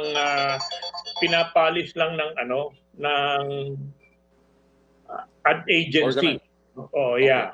Let me ask you. So in other words, ito, I guess my final question on this is, in other words, Komsani, talagang itong hosting na to, everything is discussed and it will really be very actively participated in by Japan and Indonesia. Talagang ito, kumbaga, hindi lang tayo ang punong abala dito. Japan and Indonesia are there all the way, from the preparations of the logo to maybe the whatever the needs and requirements na kailangan ng FIBA. All of these will have to be discussed and approved by your group with Japan and Indonesia. Yes, ang parang yan eh. Ang pagka-picture sa atin ni FIBA Treasurer Ingo Weiss from Germany, ang sabi niya nung nanalo tayo ng bidding com, Sani, parang yan, yung journey nyo from this time na nanalo kayo ng bidding hanggang 2023, i-picture mo, nasa isa kayong kotse, no, bumibiyahe. Kayong tatlong magpa-partner. Pero kayong Pilipinas ang nasa driver seat. Yun. Kayo kung idadaan nyo sa lubak-lubak o idadaan nyo sa magandang kalye, nasa sa inyo, kayo may hawak ng manibela. Pero pasahero din yung dalawa. So kayong tatlo mag-uusap. So that's how we're doing it, no? We are taking the initiative to call the meetings and get the ideas of our partners. Maganda ang relationship so far. Very good. Well, mabuti na lang at ang MVP group ay nasa highways. Tuloy, maganda ang kalye natin papuntang 2023. Komsani, maraming salamat sa panahon mo, ha? And we'll keep on bothering you at tututukan natin itong mga nangyayari because obviously karangalan ng Pilipinas ang nakataya dito. Maraming salamat, Komsani. Salamat din sa invitasyon. Ingat ka, Kom. Stay safe, Kamsani. Alright Thank you. mga kaibigan. Yan po Salamat. si Executive Director Sunny Barrios ng Samahang Basketball ng Pilipinas. Pinag-uusapan natin yung kanilang paghahanda. Of course, sa mga pagsisimula na rin ng national team. Well, wala pa naman daw very urgent matters. Of course, wala pa tayong actual national coach. Although si Mark Dickel ay mukhang siya pa rin ang in charge ng Gilas Pilipinas. We'll take a quick break dito po sa Power and Play. At mamaya po, makakasama pa natin Coach Derek Pumaren ng De La Salle University at ang mga teammates or ang ating magiging koponan sa FIDE Online Chess Olympics sa pagbabalik po ng Power and Play. Hatid sa inyo ng Big Boss Cement at ng Cherry Loom, ang yerong may aluminum. Power and Play with Noli Iyala. Sa Oplan Ascenso, pag-uusapan na ang mga isyung may kinalaman sa perang pinaghirapan mo. Where will it go? How will it grow? Feeling rich and curious na sina Gerard de la Peña at Michelle Orosa sa coolest business ideas, hottest business news dahil bagay sa'yo ang mag-level up sa buhay. Oplan Ascenso, tuwing Sabado, alas 12 ng tanghali hanggang alas 2 ng hapon. Plan your Oplan na. Ascenso is just around the corner sa Radyo 5 at 1PH sa Signal Channel 1. Mga bata, tuwing Lunes hanggang Biyernes, kayo ang bida sa TV5 Kids. Mapapanood dito ang cartoons mula sa Disney. Matuto at makisaya tayo sa batibot. Tapos, may storytelling at adventure pa sa Pidol's Wonderland. At Historific, Pidol's Kwentong Fantastic. Mag-e-enjoy ka na, may matututunan ka pa. Kaya dito ka sa TV5 Kids. Teka, usapang technology na. Sa panahon ngayon, napakabilis ng takbo ng buhay at mas mabilis sa mga pagbabago sa teknolohiya. Nakakahabol ka ba? I-tech up na natin ang latest news, personalities, issues, tips, trivia tungkol sa technology, internet, cyber issues at social media. Tech Sabado, alas 8 hanggang alas 9 ng gabi. Kasama ang ating techie kapatid na si Jing Garcia at tech journalist attorney Melvin Kalimag. Nakakatawa, nakakaaliw, nakakamangha. Nakaka-nosebleed ba? Tech Sabado. Nakakatekot? Na. Tech Note para wag mahuli sa Radyo 5 at 1PH sa Signal Channel 1. Transmitting live from our brand new studios at TV5 Media Center and Reliance Mandaluyong. By land, by sea, and on air. Mula sa pinakabaksyong newsroom sa buong bansa. 25,000 watts. Radyo 5, 92.3 News FM. Iwanan mo na ang lumang tunog ng AM.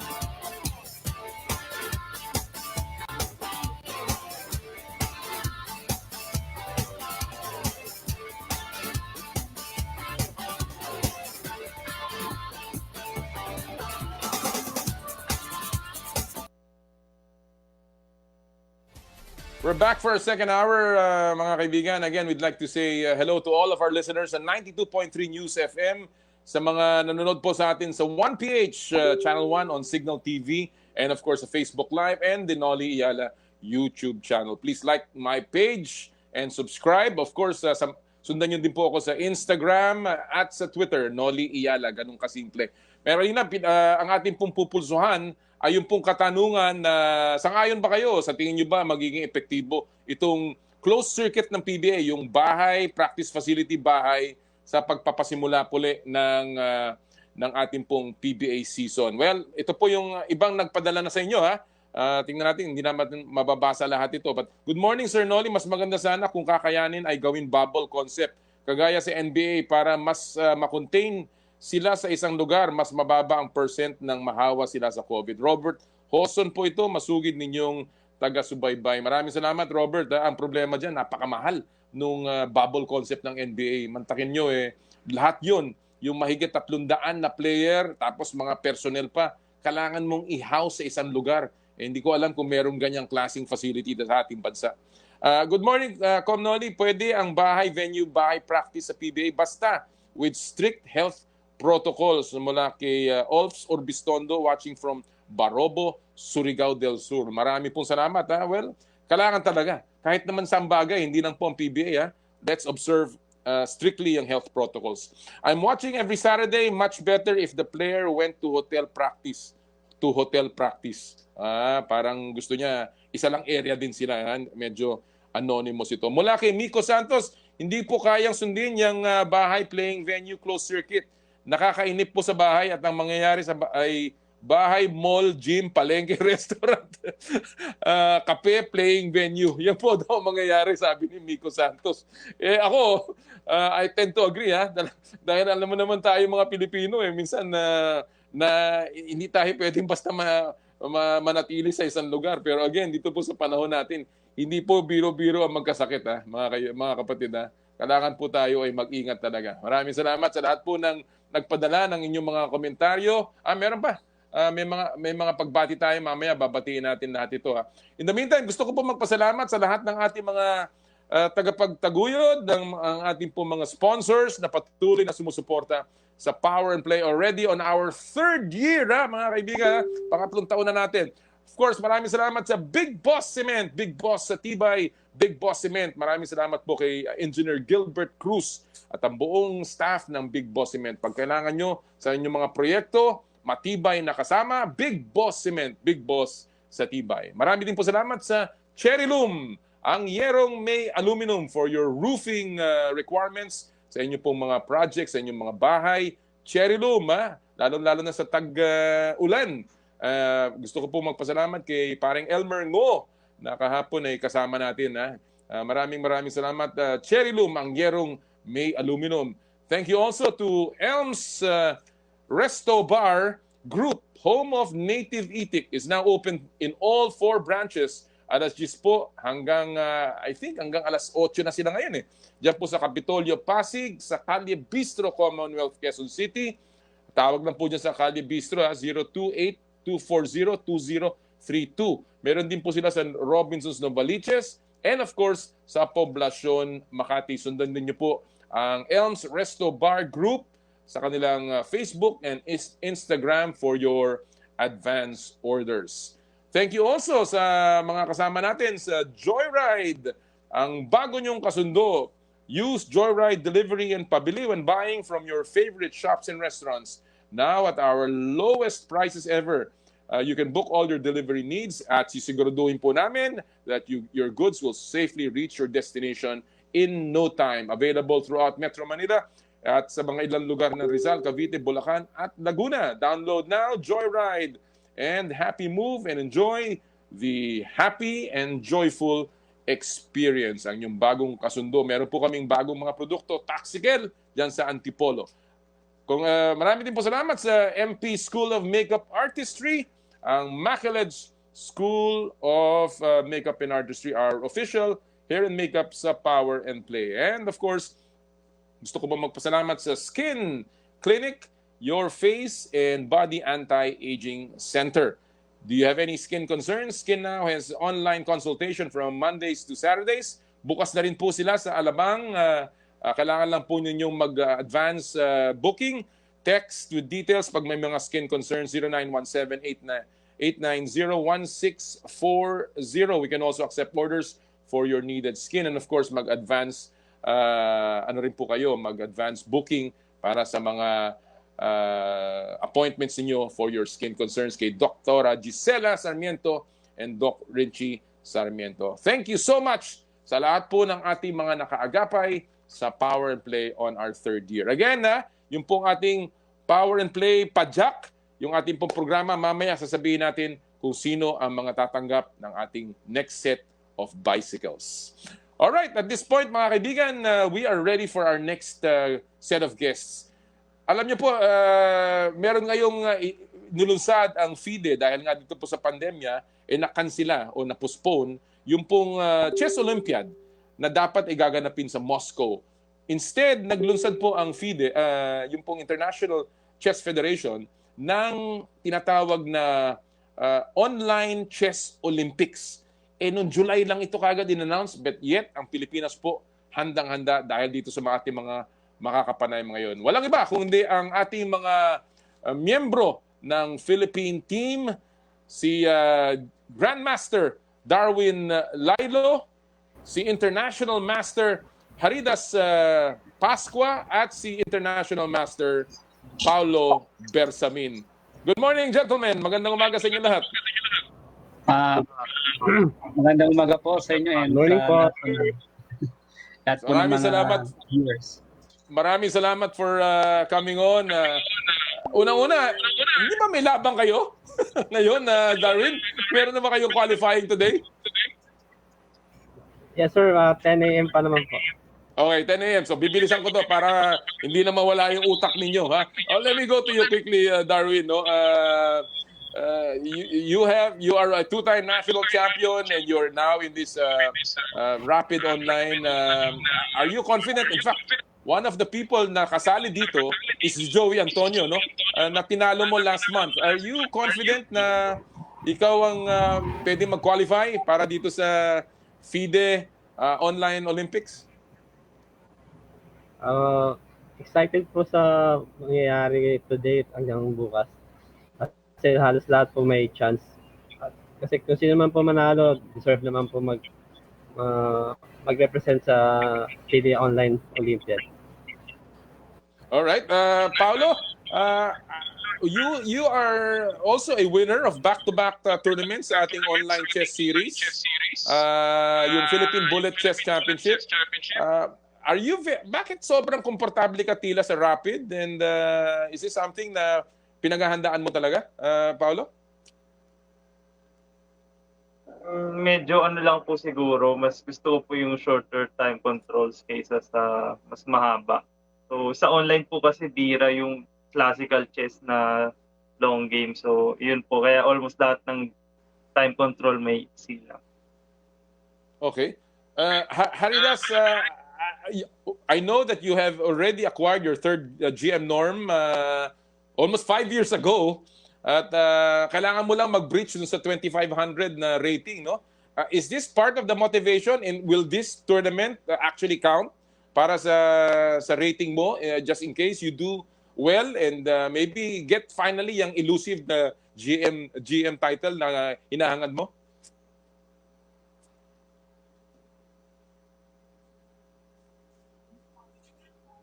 As of now po kasi rapid po yung event, so iba po yung rating po sa rapid and iba rin po yung rating sa standard. Okay, but that is part of the motivation, I suppose, no, para sa iyo, Haridas? Opo, para po syempre training po, maganda pong training kasi top players po yung mga makakalaban. So ano po talaga, exciting. Alam mo, itong tournament na to, itong online, was only announced noong July 1. And now we're doing a qualifying.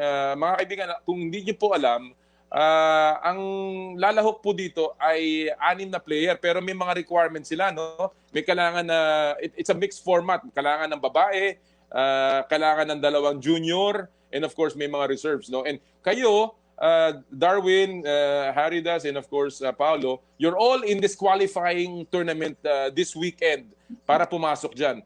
Let me ask you, all of you, paano kayo naghanda for this particular tournament, and I suppose to be part of that team that will play in an Olympics ng FIDE. I'll begin with you, Darwin.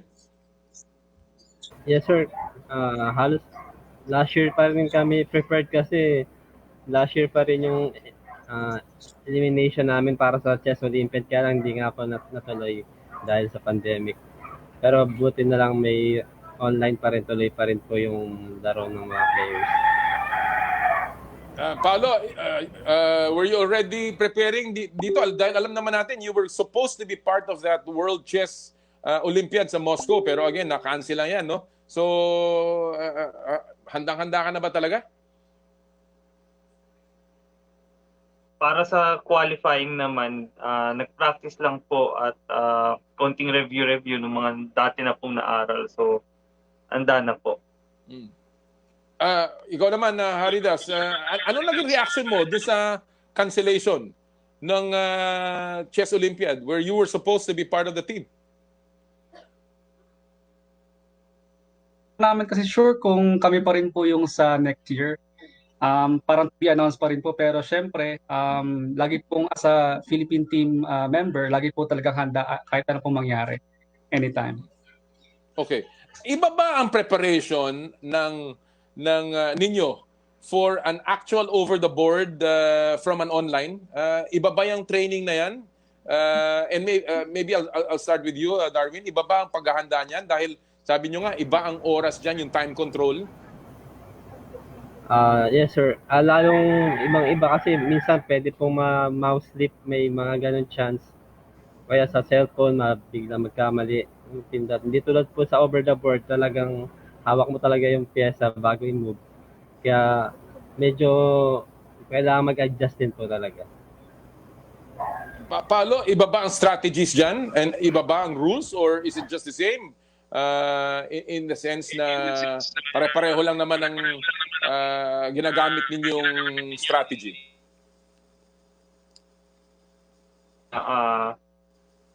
Para sa akin naman, parang mas magiging careful ka kung over the board kasi ito sa online, sobrang dami ng online tournaments. Maaaring mag-risk ka or mag-experiment ka ng something new sa isang tournament. Pero sa over the board, talagang iingatan mo yung laro at yung rating mo, iingatan mo rin. So, ibang-iba po talaga. And of course, Haridas, iba ba yung na hindi mo nakikita personal, physically, yung kalaban mo kaysa sa kaharap mo mismo at nakikipag-tinginan sa iyo sa mata?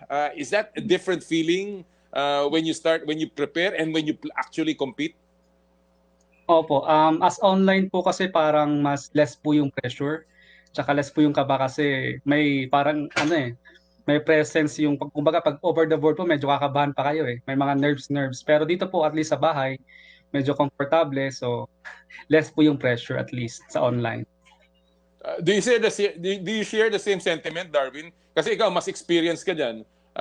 You've been in so many Olympics, no? And ika nga nauso lang naman tong online fairly recently compared to the actual over the board. So mas pressured ba pag ang kaharap mo talagang grandmaster taga Russia na talagang alam mo magandang application? Apo, lalo na pagka nasa World Cup, katapat nyo mga 2,700, halos 2,800 na. Talagang yung magkaharap pa lang kayo, talagang kakabahan ka na. Parang may energy agad siya na nilalabas agad eh. Hindi tulad pagka online, hindi mo makita yung presence niya tsaka yung aura niya. Hindi masyadong nakakaba. Okay. Alam naman natin that some players, some top players natin sa ating Philippine chess ay nag-giveaway, no? Halimbawa si John Paul Gomez, he gave way. Ganon din si Julio Zadora, he gave way para makapasok ang ilang players natin including Joey Antonio. Now, nasurpresa ba kayo? Nasurpresa ka ba, Paolo, na itong sila John Paul Gomez at si Julio Zadora ay hindi sumama and instead binigay ang kanilang pwesto sa mga iba pang mga GM? Medyo yung kay Julio Zadora po kasi parang dati na rin po siya nag-giveaway and sabi niya yun nga gusto niya pong pagsasali siya ng tournament, gusto niya prepared siya. So normal lang po yung kay Gomez po, yun po medyo nakaka-surprise. Pero yung reason naman po niya na sa Rapid Chess, parang mas malakas daw si GM Joey Antonio sa kanya. So parang nakaka-surprise lang yung decision kasi parang biglaan eh. So yun po. Okay. Ngayon, sabi nga natin, meron kayong qualifying tournament, no? Ito po yung 6 kayo that only 4 will be selected to join the team dun sa World Rapid Online Chess Olympics. No? So, ang tanong ko, I'll start with you, Haridas, this is a very strong field. Anong expectation mo dito sa qualifying tournament at sino kinakatakutan mo?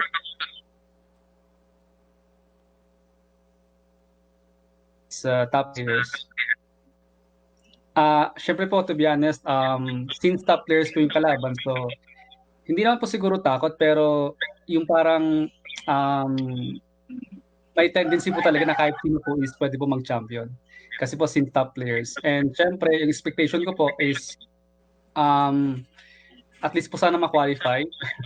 Pero syempre, hindi po masabi. Pero I'm making sure po na or parang ibibigay ko po lahat ng best ko para ma-qualify po. Darwin?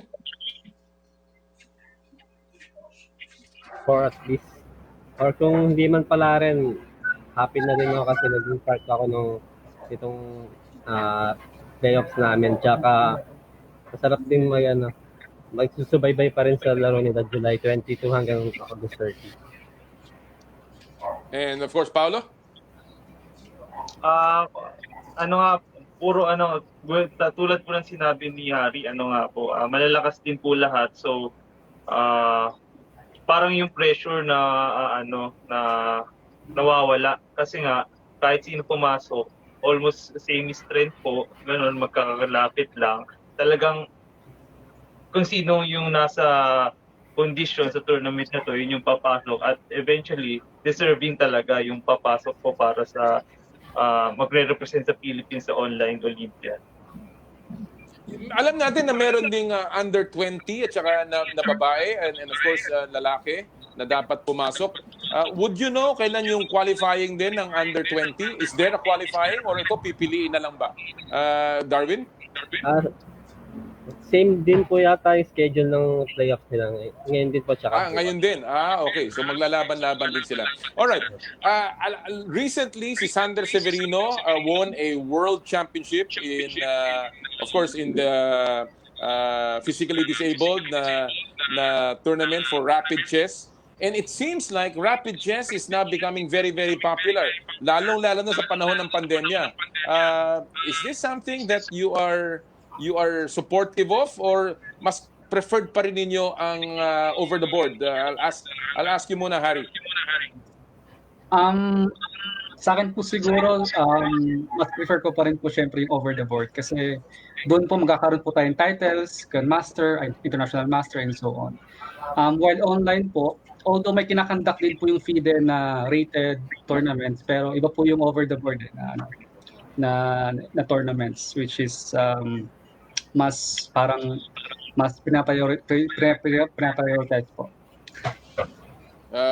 Paolo? Sa akin naman po, yung over the board, syempre, iba, tulad nga ng sinabi ni Harry, iba pa rin po talaga. Pero yung, doon sa oras, rapid chess kasi yung mabilisan lang po compared to classical chess. Siguro po, mas maganda yung faster time controls para mas sumikat pa yung chess kasi compare natin sa ibang sports, talagang konti lang yung audience ng chess. Siguro kung paspilisan nila, mas magiging action, magiging exciting panoorin. So, ako po, supporta po ako doon na dadamihan pa yung faster time control tournaments. Mapa-online po or pa-over the board. Very good point. To make the sport of chess become more spectator-friendly. Darwin, ikaw, anong position mo? Darwin? For me, sir, as of now, wala naman po choice yung mga players kundi mag-online talaga. Kaya kung ano po yung binibigay ng pagkakataon saka ng panahon. Okay. My final question to you is, marami tayong nakikita na Filipino chessers na puro US-based. Alam naman natin na si Joey Antonio is US-based.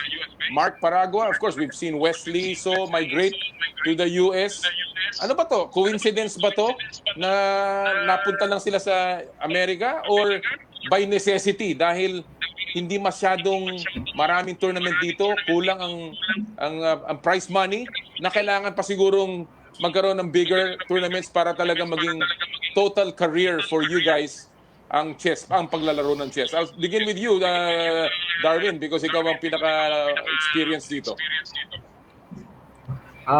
For me po kasi yung mga ibang GMs po natin kaya nagpunta po sa abroad. Unang-una po siguro yung sa work po talaga tsaka sa sweldo po. Tsaka yung talagang kasi masyadong patas ang expenses. Kaso yung sweldo medyo mababa po. Hindi tulad pag mag-abroad sila, at least makapagturo sila sa ibang mga players, medyo malaki yung salary nila. Tsaka pa-support po sa family din. Kaya malaking factor po talaga yung financial po. What about you, Harry? Ikaw ba, do you see yourself na susundan itong mga GM na to na pupunta ka rin ng US? As of now po, wala pong balak. Wala pong balak. Pero as of now po kasi, nag-ano po ako turo po ng students. At the same time po yung tournaments. So, tingin ko po medyo okay na po ako doon. So, hindi na po siguro, hindi na po What ako about you? person ng US. And you, Paolo, do you think that chess can be a full-time career para sa'yo? Siguro po kahit po andito lang, pero ang ano po doon, siguro nga tama po yung point ni GM Darwin yung, at saka ni Harry, yung pupunta po sa ibang bansa yung iba para nga magturo din. Kasi nga, yung income po nila parang kulang na po, lalo na pag nagkakapamilya, ganun po. Siguro naman po, kahit nandito lang, kahit na, pwede pa rin career kasi po, marami pa rin naman GM na naka-base dito. And si GM Joey Antonio po ata dito po naka-base sa Pilipinas. Okay. Stand corrected. Well, I wish you all the luck dito sa inyong, you have about 30 minutes to prepare sa inyong qualifying tournament. Sino ba magkakalaban ngayon? Magkalaban ba kayo? Kayong tatlo? Mamaya pa po, sir. Magkalaban? Di pa po, Sige. di pa po. Di pa alam ang schedule. Good luck sa inyong tatlo. And please continue to represent our country. Kailangan natin sa panahon na to ang mga ikakatulad nyo na nagbibigay karangalan sa ating bayan. Maraming salamat, Darwin, Harry, and Paolo sa inyong pagsama. Yeah, thank you, Sir Nolly. Thank you so much. Yan po mga kaibigan, si Grandmaster Darwin Lilo, si International Master Harry Das Pascua at si International Master Paolo Bersamin. May comment dito si Gilbert Buenaventura. Chess matches can be done with players online. It must go on. Yeah, talaga naman. Dapat lang. Dahil alam naman natin kung gaano kapopular ang chess online ngayon sa panahon na to. Alright, we'll take a very quick break. Sa aming pagbabalik, makakapanayam natin ang head coach ng De La Salle University, si Coach Derek Pomaren. Ito po ang Power and Play, hatid sa inyo ng Big Boss Cement, Big Boss Atimay at Cherry Loom, ang yerong may aluminum. Power and Play with Com Noli Iyala.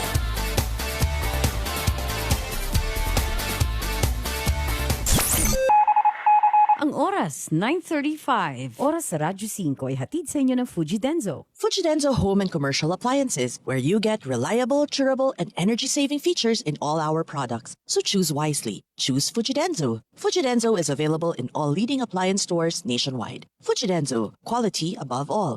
COVID-19. Reminders from DOH. Tamang paghugas ng kamay. Ang simpleng paghuhugas ng kamay ay mabisang paraan upang makaiwas sa anumang sakit. Makakatulong rin ito sa pagpigil ng pagkalat ng mga viruses kung wasto at regular itong gagawin. Basain ng tubig ang kamay at magsabon. Sabunin ang mga palad at likod ng mga kamay. Kuskusin ang mga pagitan ng daliri, kuko at pagitan ng mga hinlalaki. Kuskusin rin ang mga tulo ng mga daliri sa magkabilang palad sa paikot na paraan. Gawin ito sa loob ng 20 segundos bago banlawang mabuti gamit ang malinis na tubig at tuyuin ang mga kamay gamit ang single-use towel. Basta't laging handa at sama-sama, kaya natin to. Isang mahalagang paalala mula sa DOH, PCOO, KBP at ng himpilang ito. Pananaw sa buhay. Save now, enjoy later, or spend now, struggle later. Buhay at hanap buhay. Mahirap maging successful kung hindi mo lang alam kung anong ginagawa mo. Laging maaliwalas. Laging positibo. Income minus savings equivalent to expense, pero it's not the principle alone How does that principle apply to your life? Gagabayan ka ni Wealth and Life Coach Ching Kitan para makaahon sa problema. Dahil ikaw ang dapat kumilos. Ikaw ang gagawa ng paraan dahil kaya mo yan. Tuwing linggo, alas 6 hanggang alas 8 ng umaga. Point A to point Z, tuturuan ko po kayo kung paano mag-start ng business. Think positive. Bawal ang kokontra, bawal ang nega. Hindi na bale, nawala akong iPhone. Basta, meron lang akong e-phone. Sa Radyo 5, 92.3 News FM.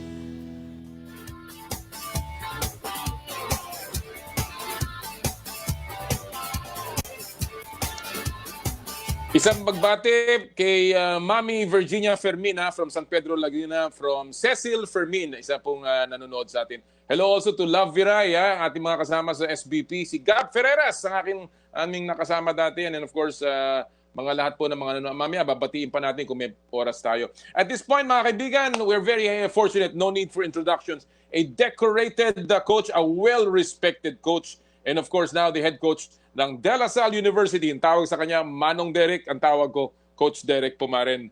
Coach, magandang umaga. Good morning, Com. Long time no see. Oh, long time no see, Coach. Ba, nakaberde ka. That's good to know. yeah. Medyo di na ngayon. Oh, last time mo ng pink dahil CEU. Oo nga. Kaya nga gusto ko malaman niya. Okay, let me ask you muna, Coach Derek. Yes. Obviously, second tour of duty with La Salle. But before I ask you about this, let me ask you lang yung proseso. Alam ko kasi nung bandang Disyembre, ang La Salle ay naghahanap talaga ng coach, no? At that time, no, there was a search that was being made. And how was this post offered to you? Ikaw ba sinabi niyo na sa'yo mag-apply ka? Did you seek it out? And what was your reaction nung sinabing sa'yo na? Well, actually, the position was offered to me. I think that was like early November. I think early November pa. I think. Okay. November or October, something like that. I talked to Rafi Villavicencio regarding if they wanted the Malik Diop of isa CU import namin. Yes. Oh. And then sabi ni, they were in Japan, I think, when I texted si Rafi Villavicencio, and then told me that si Terry Capistrano will meet me that week. Yes, Terry, the other manager.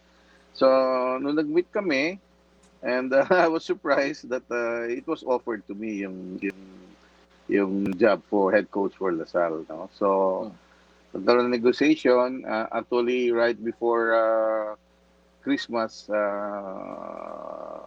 natapos na. It's a done deal. It was a done deal na. Okay. So, kaya lang, nag-ano lang ang CEO, yung team owner, sila JJ, na i-hold muna ang announcement until we get back to our practice. Kasi CEO was practicing, I think, January something, first week of January.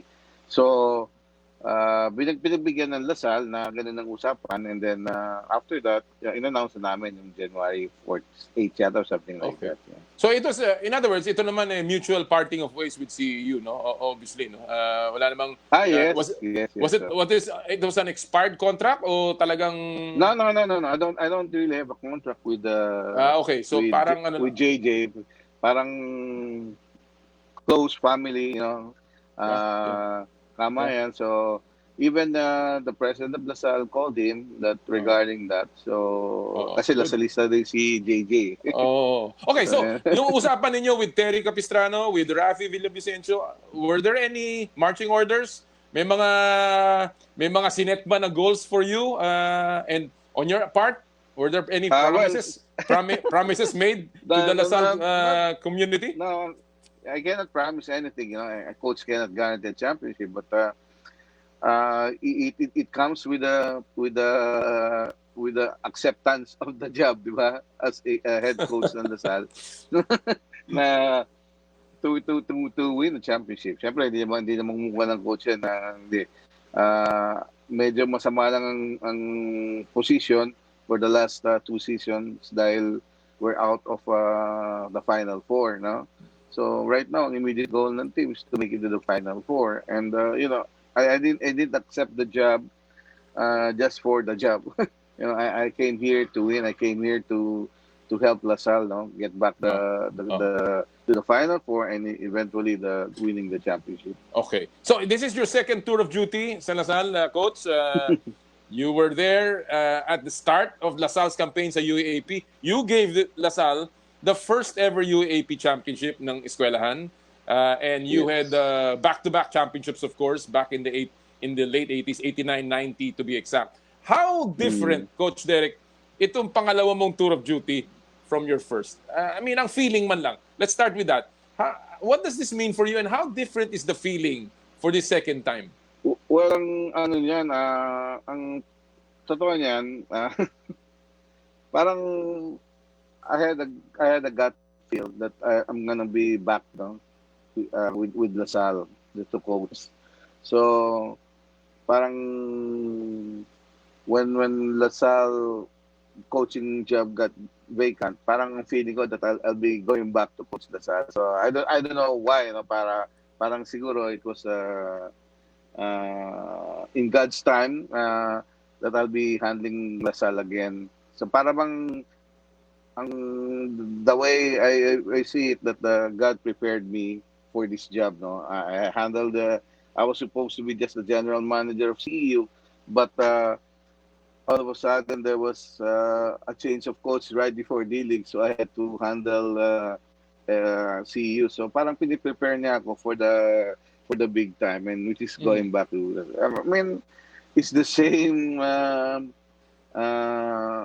It was a great feeling, and parang to get back and bring something back again to LaSalle, kasi I've been there at the start ng UAP. I was the first head coach ng UAP team ng LaSalle. But there's more pressure now. I was gonna ask you that kasi siyempre pangalawa mo na to eh.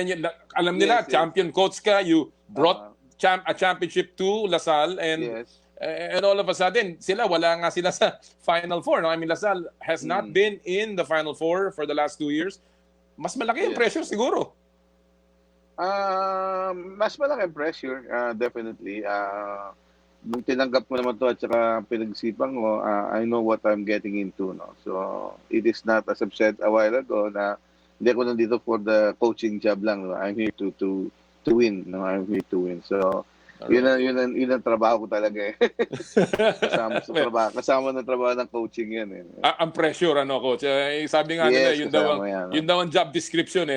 Coaching, pressure. Yun ang ibig sabihin. Coaching, okay, let me ask you, kasi you were very successful, Coach Derek, nung panahon ng 80s, no? Alam naman natin yan. Although nagsimula slowly, eventually it picked up, and the program became very successful para sa LaSalle.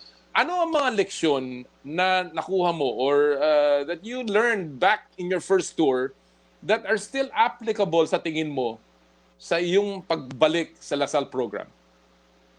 Well, I think number one, still we needed to play disciplined basketball, no? And so far parang yun ang medyo nawala sa LaSalle, no? And it might sound like an old school, but still discipline is there. In order for you to win, you have to have discipline, not just inside the court but also off the court, no? Kasi kailangan ng player yan, dahil that is where you make big shots.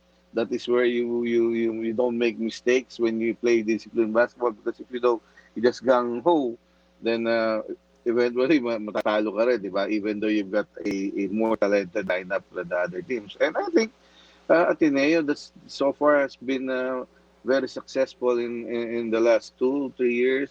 It's because of Coach Tab has done a good job instilling discipline with their team. Okay. What is the difference, Coach Derek, and the similarity nung mga teams na in-inherit mo as you enter? Back in 86, and now ito na inherit mo itong team in 2020.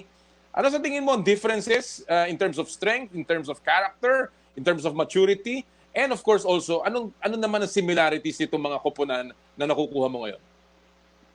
I think the difference is during my time, medyo mahirap mag-recruit, di ba? Nung 80s, mahirap mag-recruit kung sino naman kung talaga. And then there's yung talagang blue chip. So I have to start from scratch dun during that time. At saka talent noon, siguro I would say mas magagaling na player ngayon, dahil it's because of there are a lot of good coaches now. So mas maraming na-develop na players. So itong na-inherit kong team, it's more, I would say, mas himay, di ba? Mas nahimay na player compared to that time. Kasi ito talagang piling-pili. During nung start ng UAP ng LaSalle, kung sino lang mapunta na sa amin, kung sino lang available, then you just have to make the most out of it, di ba? So, nung ano lang, nakuha ko lang ng mga ISO, sila Linpot, di ba? Sila Carter, those kind Of course, guys. Yung mga, yung Lago Brothers, nakuha mo yan. yeah, Lago Brothers, nandiyan yan. Tapos, of course, Dino was there already, di ba? Right. Well, Tony Boy Espinosa from Bacolod also, nakuha mo rin. Yes, Tony Boy, we were able to recruit him because he's from Iloilo actually. Iloilo, yes. Iloilo yan, no? Dahil I'm from Iloilo and then si Coach Gabby Velasco, assistant coach ko, siya nakapag-recruit kay Tony Boy. Alright. So, yun ang major difference niya, yung talent niya, yung recruitment namin. So would you say, Coach Derek, na yung nakukuha mong team ngayon, mas buo, mas solid na kesa nung back in the 86 team na nakuha mo? Ito, parang konting kumpuni na lang, palaban na. Yes, kasi I don't know if you remember, during the time, nung bago pumasok ang UAP ang Lasal, we had a strong team. Sila Mario, if you si France. NCC. We had a strong team. Yung naging core ng NCC. Diba? Yes, yung naging core ng NCC. Pero, ang hindi namin nakuha lahat yun nung pagpasok ng 86 eh. Yung iba nawala na. Ang nakapaglaro lang ng first UAP, si France. Yes. So, isa lang si France, kalaban. Mahihina yung mga kasama namin. Di ba? Kung sino-sino naman, power forward, mga 6'1", 6'2" lang nung araw eh. Pero ngayon, medyo buo, no? Mas solid tong team na to. Talagang mas napili.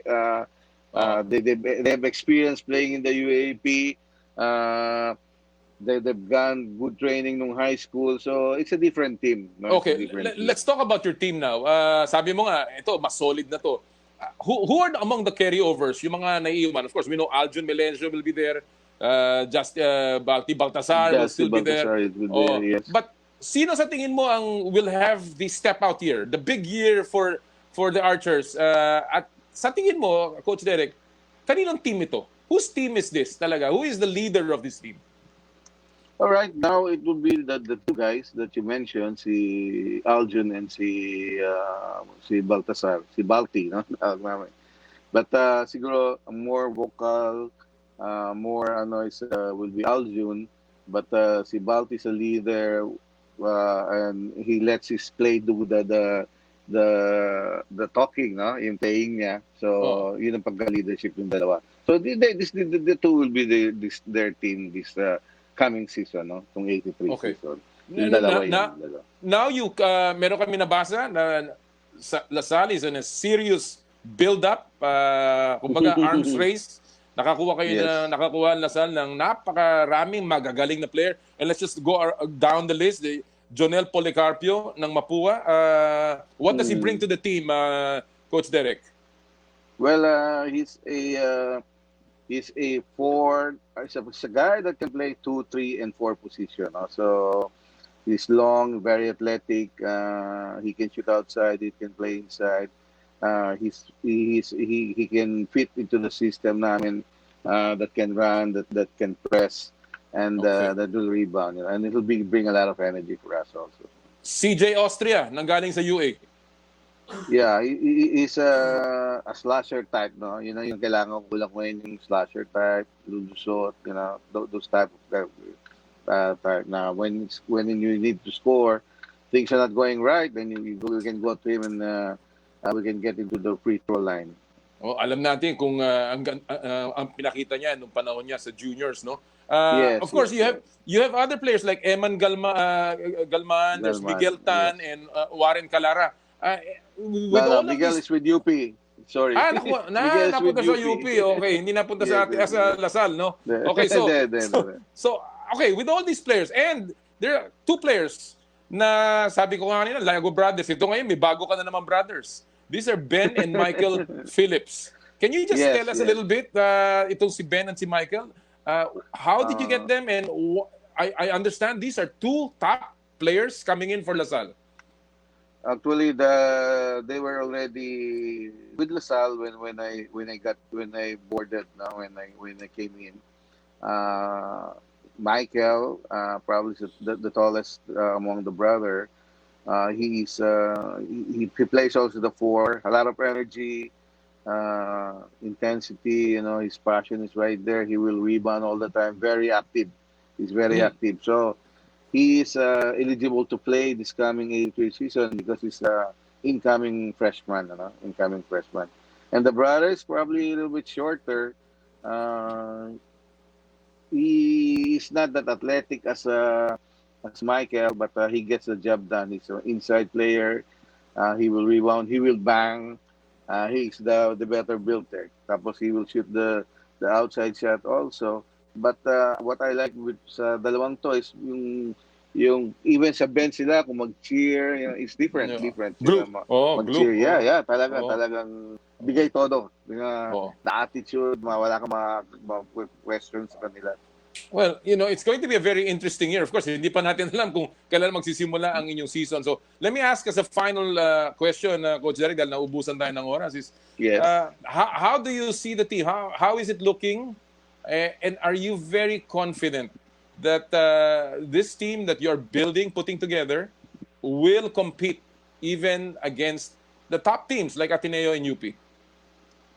Actually, the 3 guys that you mentioned a while ago will just be eligible season 84. So they're not going to be eligible this coming season 83, because they're still in grade 12.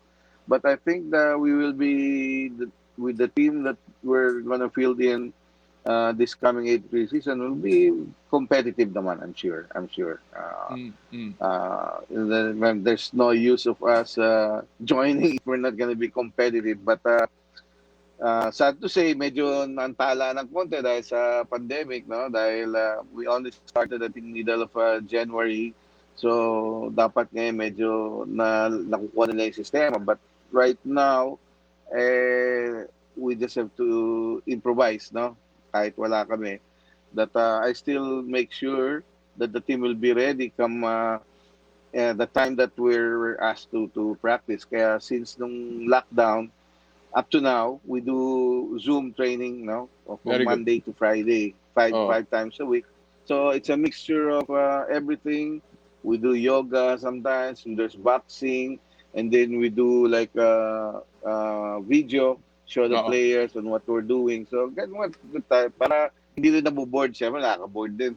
Oo nga. Well, alam mo, Coach Derek, it will be a very interesting season. Alam natin yan.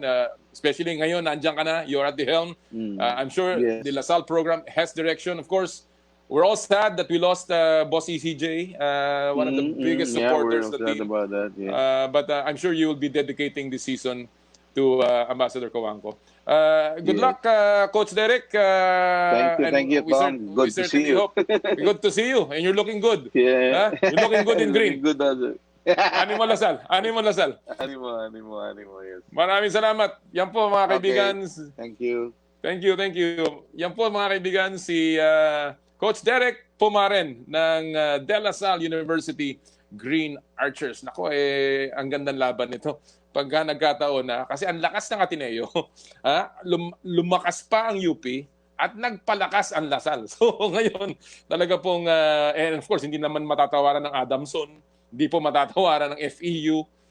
Lahat po yan mga kupunan, I understand, UE also. So hopefully lang makasimula ang UAAP. Alright mga kaibigan, just a few more greetings here. Kamusta po sa ating si Antonio Bonilla, sabi niya, wow, si Idol Derek Pumaren, former point guard of Pure Foods Hot Dogs. Then, great to know that you have been hired by LaSalle Green Archers.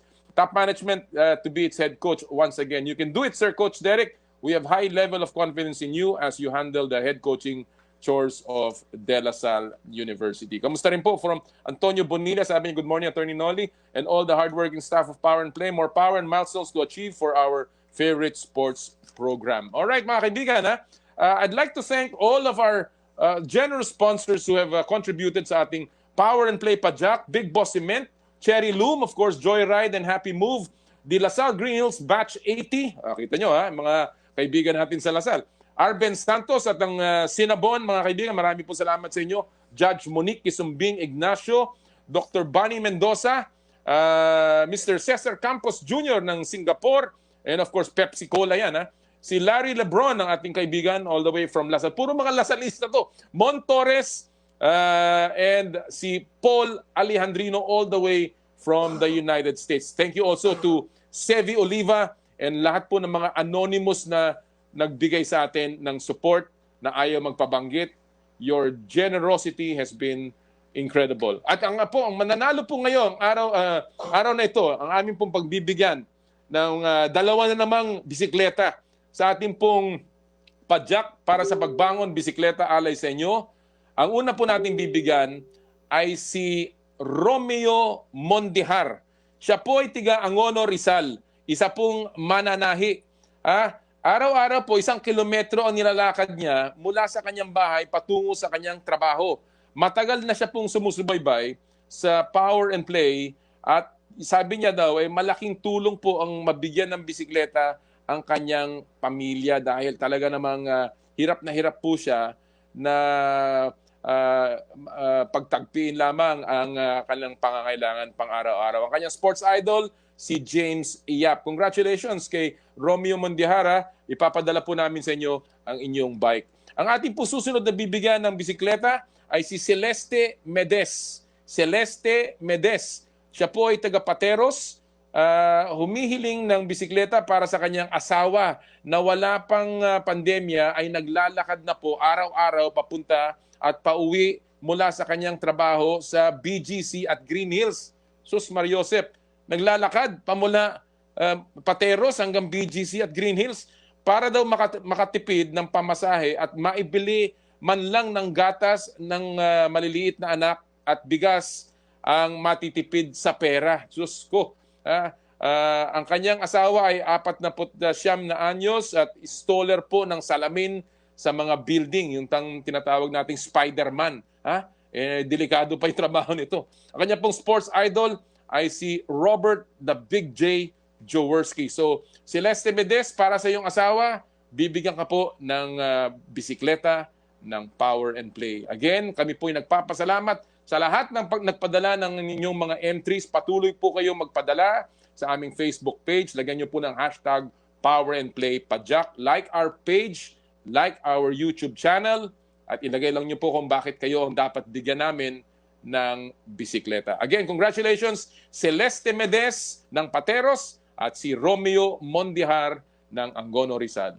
Alright mga kaibigan, that will do it for us ngayong araw pong ito ng Sabado, 7/11. I hope that everyone stays safe. By the way, before I say goodbye, advance happy birthday to my son, Fabio, who will celebrate his birthday. Siya po yung home crew ko sa Lunes. Happy birthday, buddy.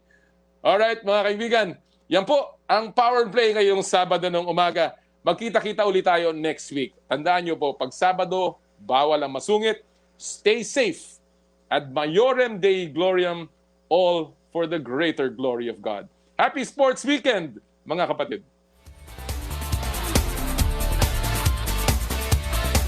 Power and Play with Com Noli Iyala. Game over na. Next Saturday ulit, Noli Iyala Power and Play sa Radyo 5 92.3 News FM. Sa mundo ng showbiz, dalawa raw ang mukha, malungkot at masaya. Pero